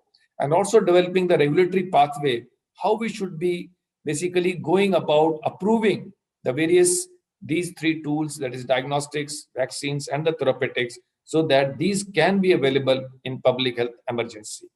And long-term outcomes are that we get R&D responses to various public health emergencies, and we are basically coming to a situation where the things we are taking a shape, where we are in a position or have a certain degree of confidence and the level where we feel that now we can basically handle this pandemic situation. And the impact it has, we already see that we had seen in state after state in our country also, and even globally also, that there has been a huge surge of cases. But gradually, there has been the decline in the morbidity and mortality, and the discharge rate also has increased substantially. And this we have seen in our own city of Mysore, in which we are at the moment. So a lot of lives are saved. Epidemic is basically contained. Many infections are prevented by taking simple measures like we are taking in COVID, is by wearing a mask, washing hands, and keeping a safe distance. And now everybody is expecting and hoping and having a lot of expectations that maybe in the first quarter of the next year, we might have vaccines available, at least for the frontline healthcare workers who are there and who are the ones who are what we call as the COVID warriors. Now, WHO basically, in operationalizing the blueprint, it has set up a steering group in which there are two WHO clusters. One is called as a HIS, another is FWC. Now, HIS is Health System and Innovation Cluster, and FWC is Family, Women and Children Cluster. And the third part of it is WHE, that is World Health Emergencies Program.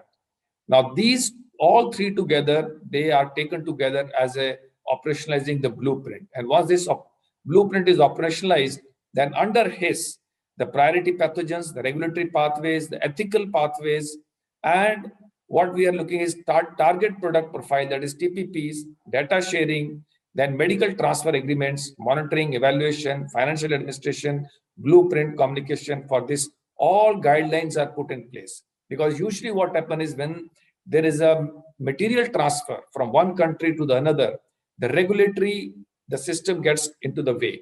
And then there has to be a very clear-cut regulatory understanding that how we are allowing this material transfer from one country to another because then what happens? The entire globe becomes the arena for testing these various products so that they can be available to the people in the various countries of the world in the shortest possible manner.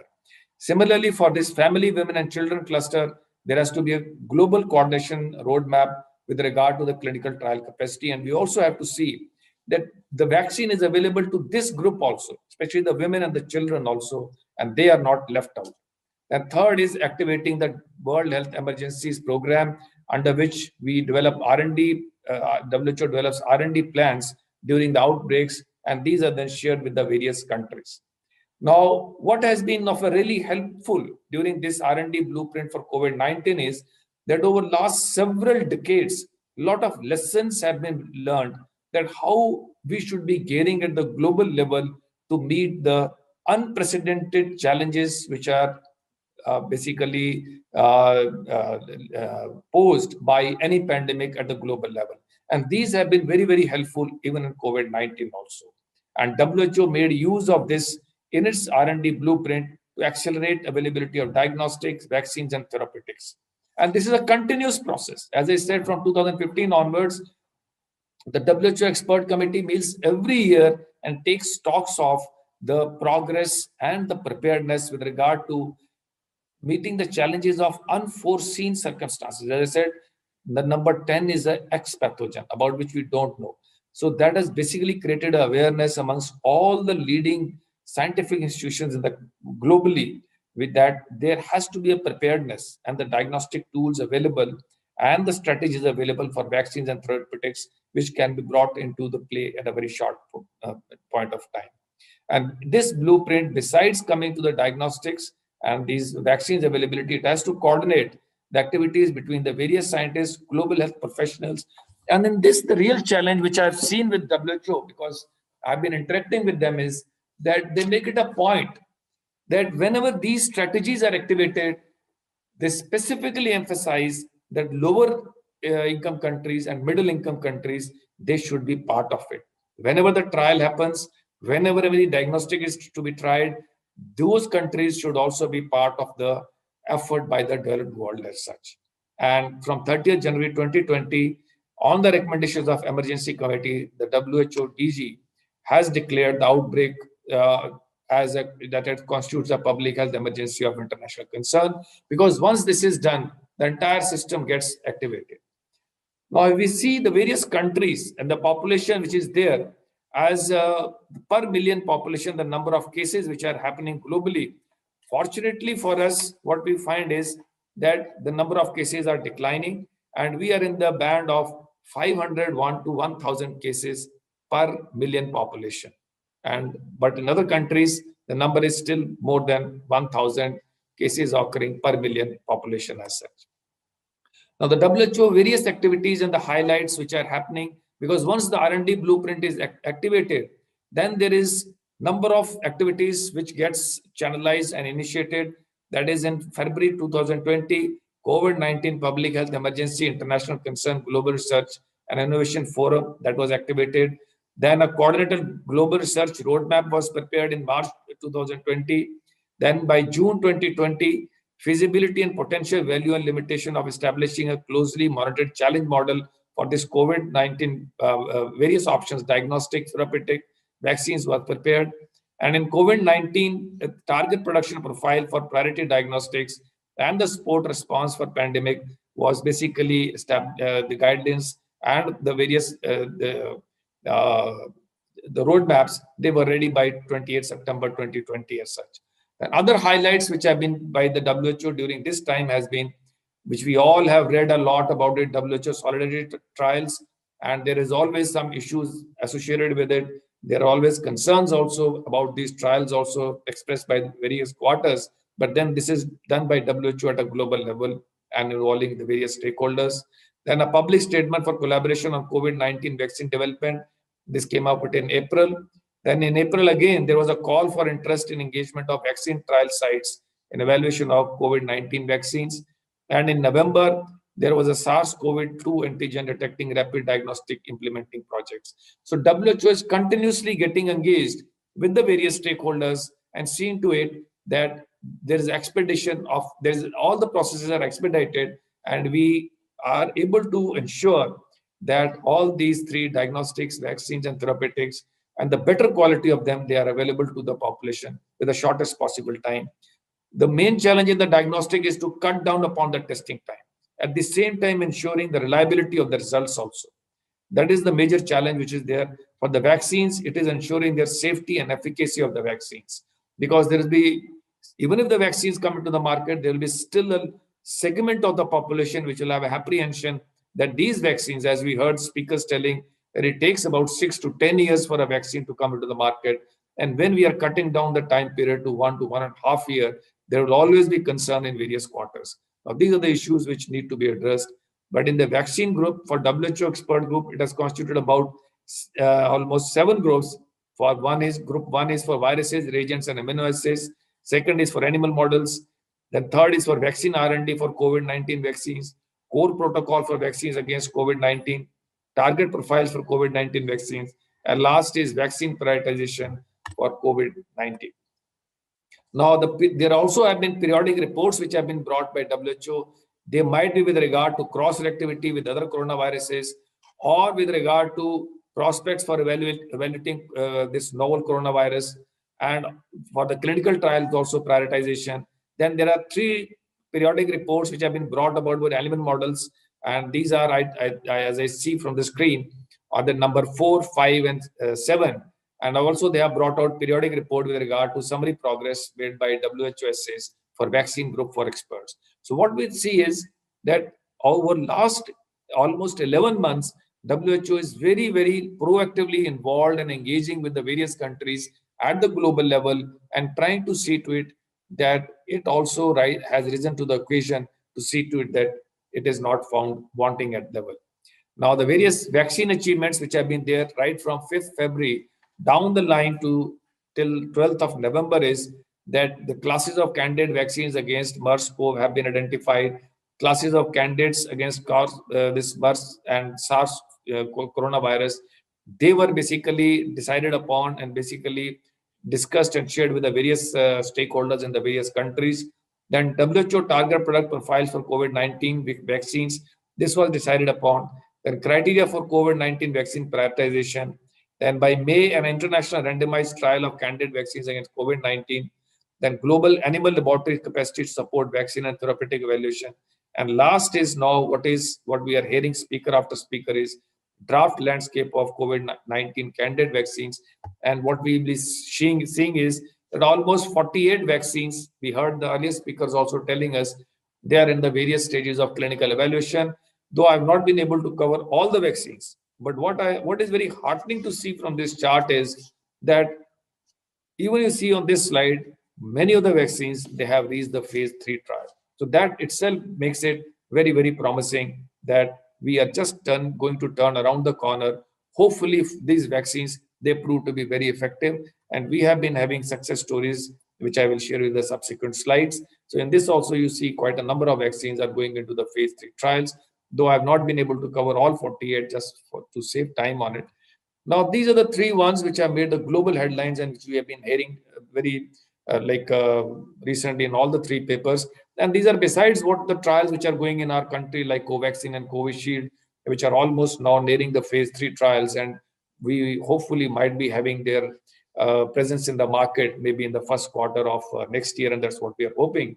But these vaccines which have already made a headline globally, that is with regard to Pfizer, where they say that their efficacy is almost, protection is 90%. Moderna comparing almost 95%. Sputnik, it was 92%, but there was a little apprehension earlier. But the Lancet study, it basically raised hope about it. And I think this vaccine is going to be tried in our country also. But the challenge with these all vaccines is the logistics. Ultra low temperatures are required for Pfizer vaccine. And similarly for Moderna also -20 and -18. These are going to be huge logistic challenges for lower and middle income countries. And I think in India is also such because of the logistics which are involved over there and the scale at which we will be requiring for the vaccine.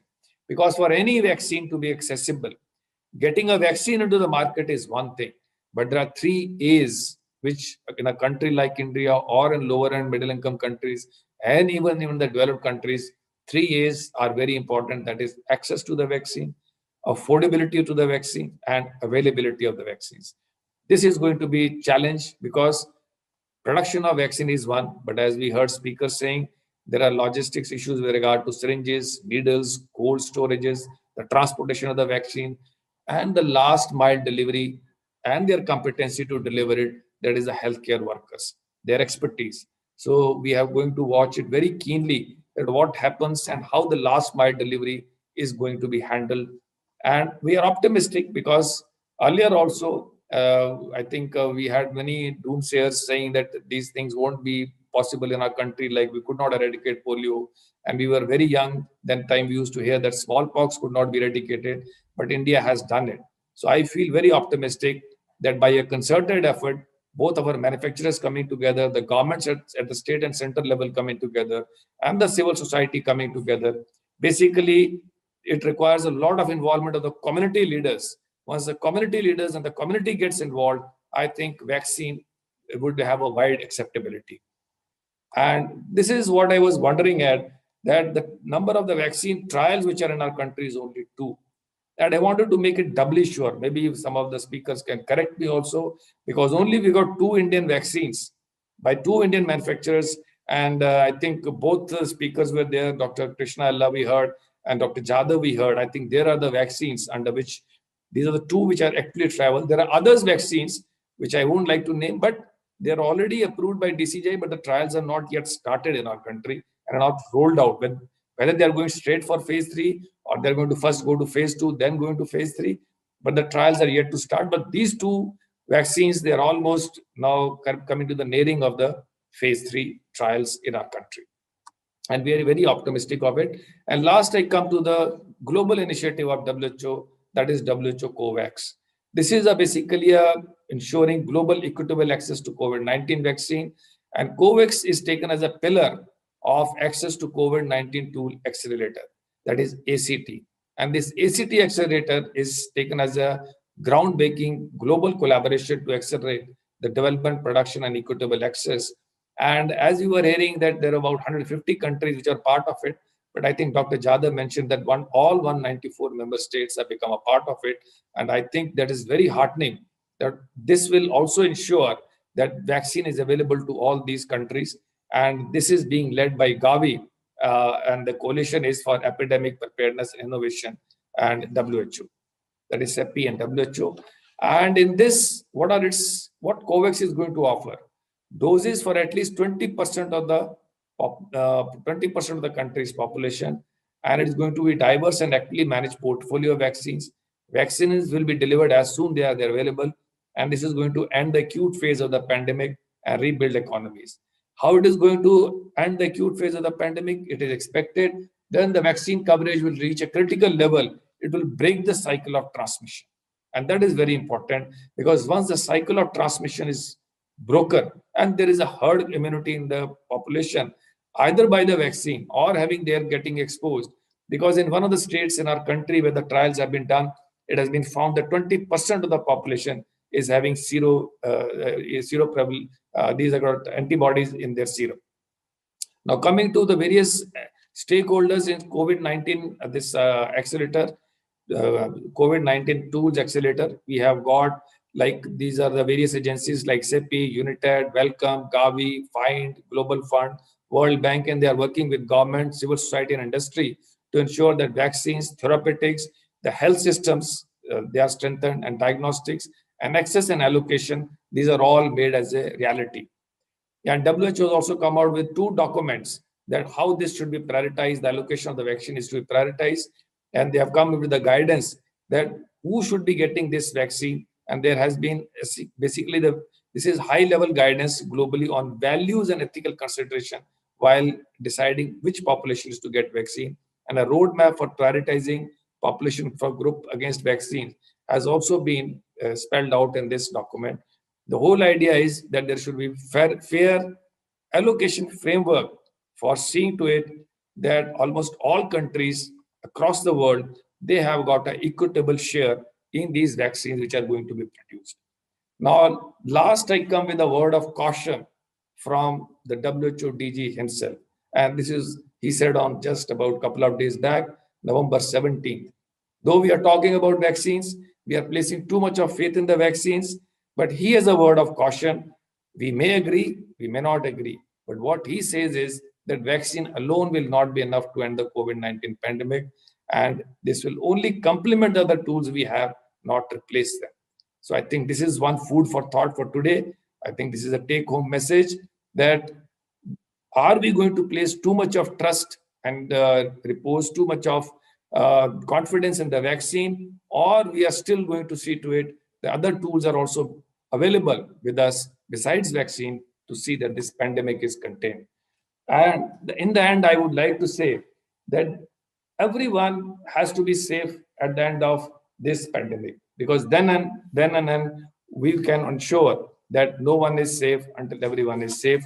And all this can be made and sure only if we all have got an access to the diagnostics, to the vaccines and the therapeutics. And this is a hospital, which is our mainstay of our JSS, that is JSS Hospital, where we have some of the trials of the vaccines also undergoing. And JSS, I think we feel it is because of our own credentials that we have been chosen by the government agencies to be partnering to ensure that safe, efficacious vaccine are available to the population within the country and also globally. Thank you all of you. And I especially thank Dr. B. Suresh and the JSS Research Foundation for giving me an opportunity and for inviting me to this program. Thank you.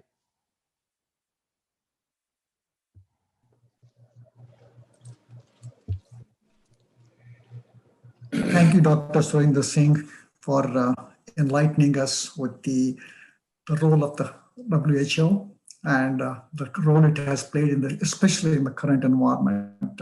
It is very enlightening to know that you are one of the leading scientists and leaders in coordinating these efforts in India also. So I think the challenges that you outlined in the last couple of slides, I think, in terms of distributing to the vaccine to the countries, the haves and have-nots, and what do you expect really that the time frame for these other countries to be available, even though the development is taking place in just a few? Yeah, see, this is like the initiative of COVAX is basically the Gavi and all these the stakeholders who have come together. I showed one slide where all these stakeholders are there and they're working with the various agencies.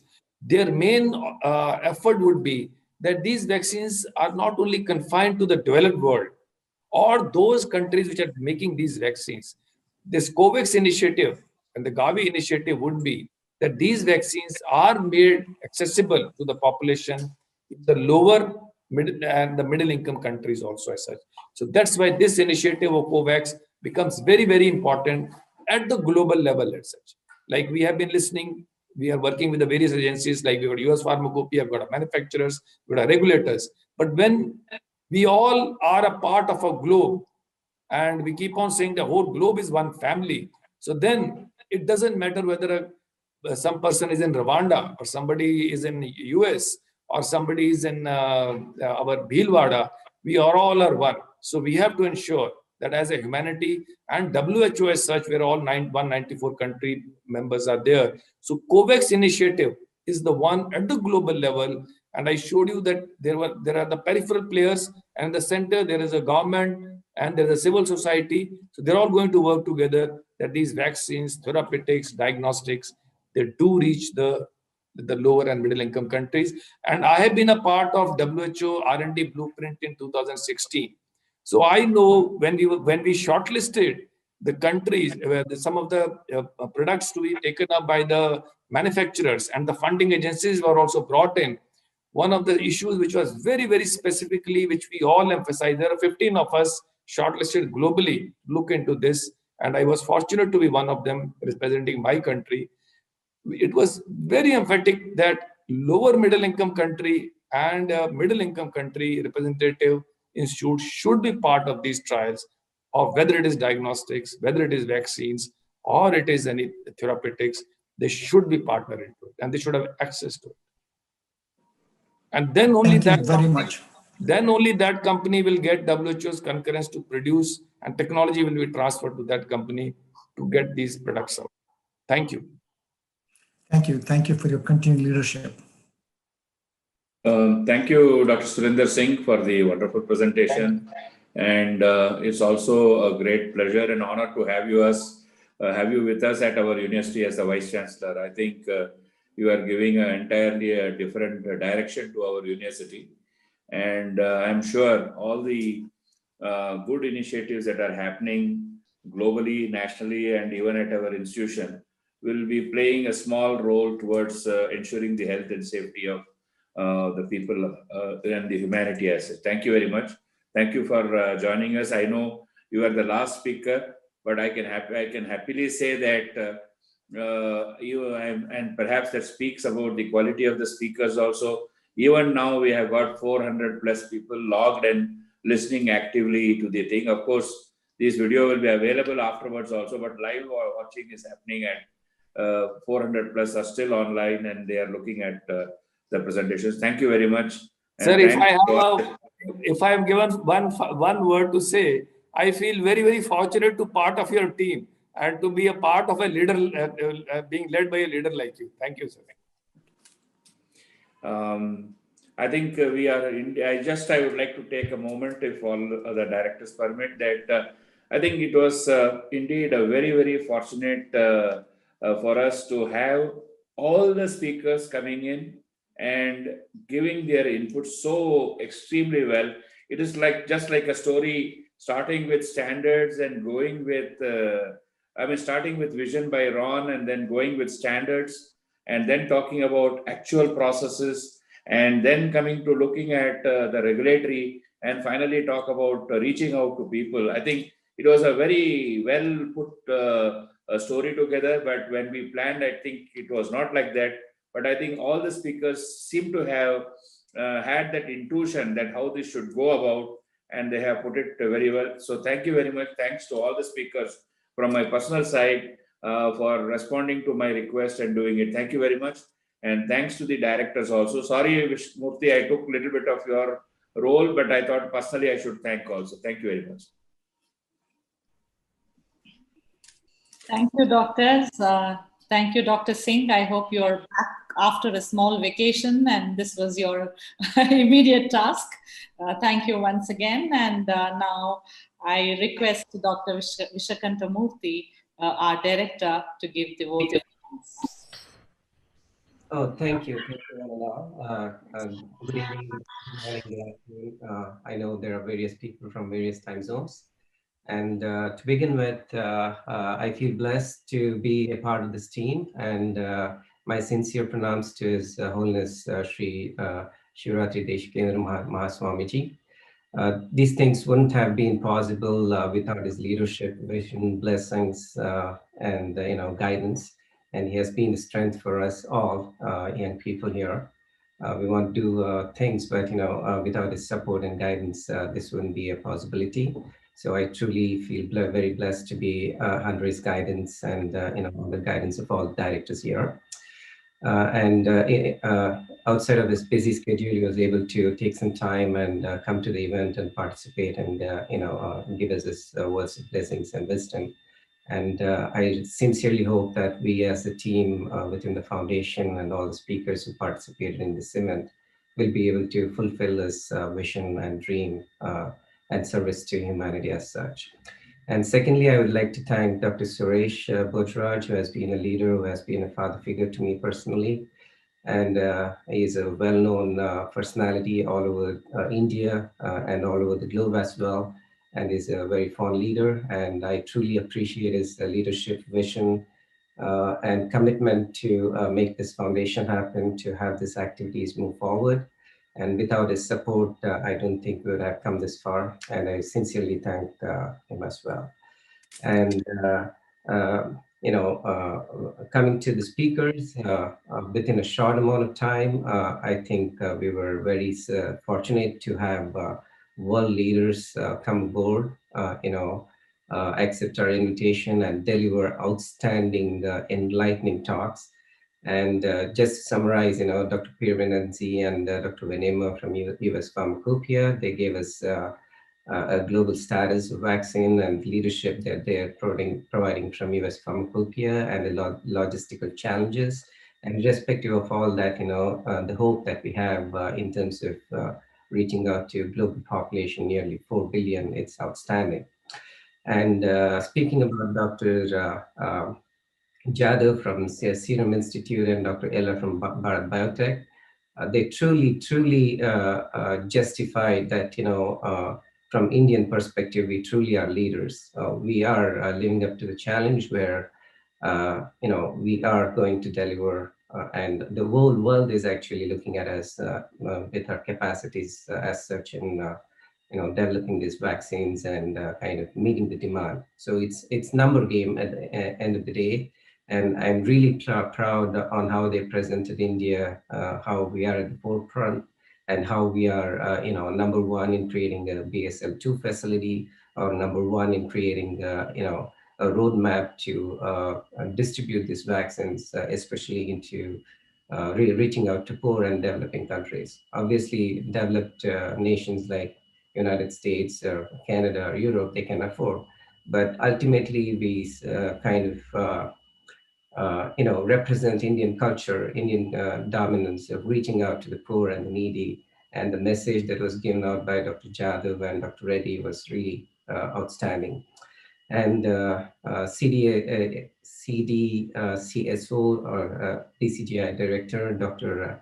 Reddy, I'm very thankful for him to give us the practical aspects of vaccine development. And also it was nice to hear that our media and the government, they are so vigilant about the process. Now they are so learned about the process, and they're actively participating in benefiting the, not only Indian community, but also people in need overall all over the world.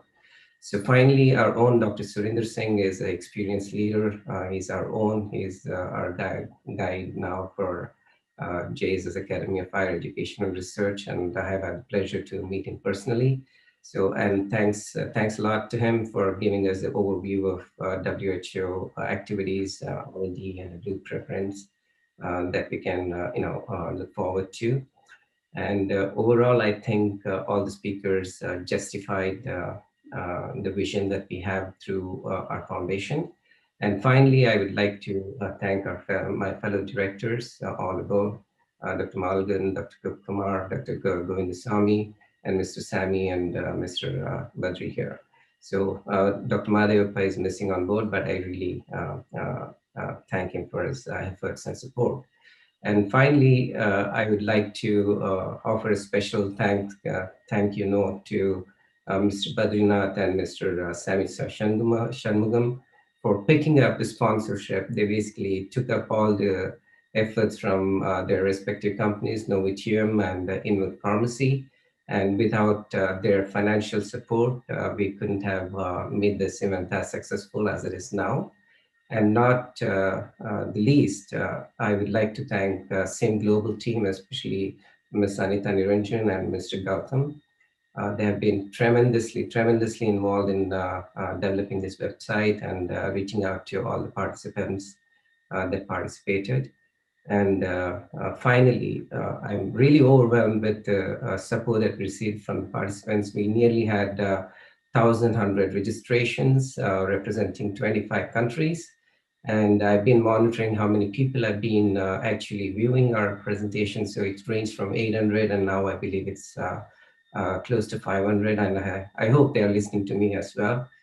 So anyways, with all this, I sincerely thank everyone who participated on this team. And as you understand, this is from JSS. We have a legacy of 1,000 years, and we have been delivering in the best interest of humanity. And we wish, on behalf of directors and behalf of JSS, I request all the participants, alumni, and supporters to generously support us so that we can take India to the next level. So as you can see, we are want to deliver more. And with this, I thank you all, and stay safe, stay blessed. Thank you.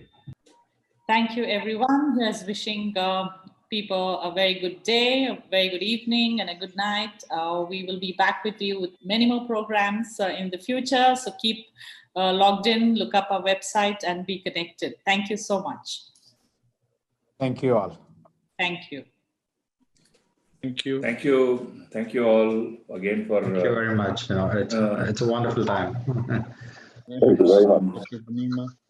So I think it's just a beginning. I think there's a long way for all of us to go, and we should look at many more exciting events and activities from the JSS Research Foundation. This is just the beginning. Let's keep supporting all the initiatives that have been listed out at our website. And we request all delegates to reach out to us, go to our website, see how we can support you, and reach out to us with your suggestions and your inputs. We will be there to support and take it forward. Thank you very much. And thank you again, Anita and Sim Global, for making this happen. Thank you, Doctor. Thank you so much.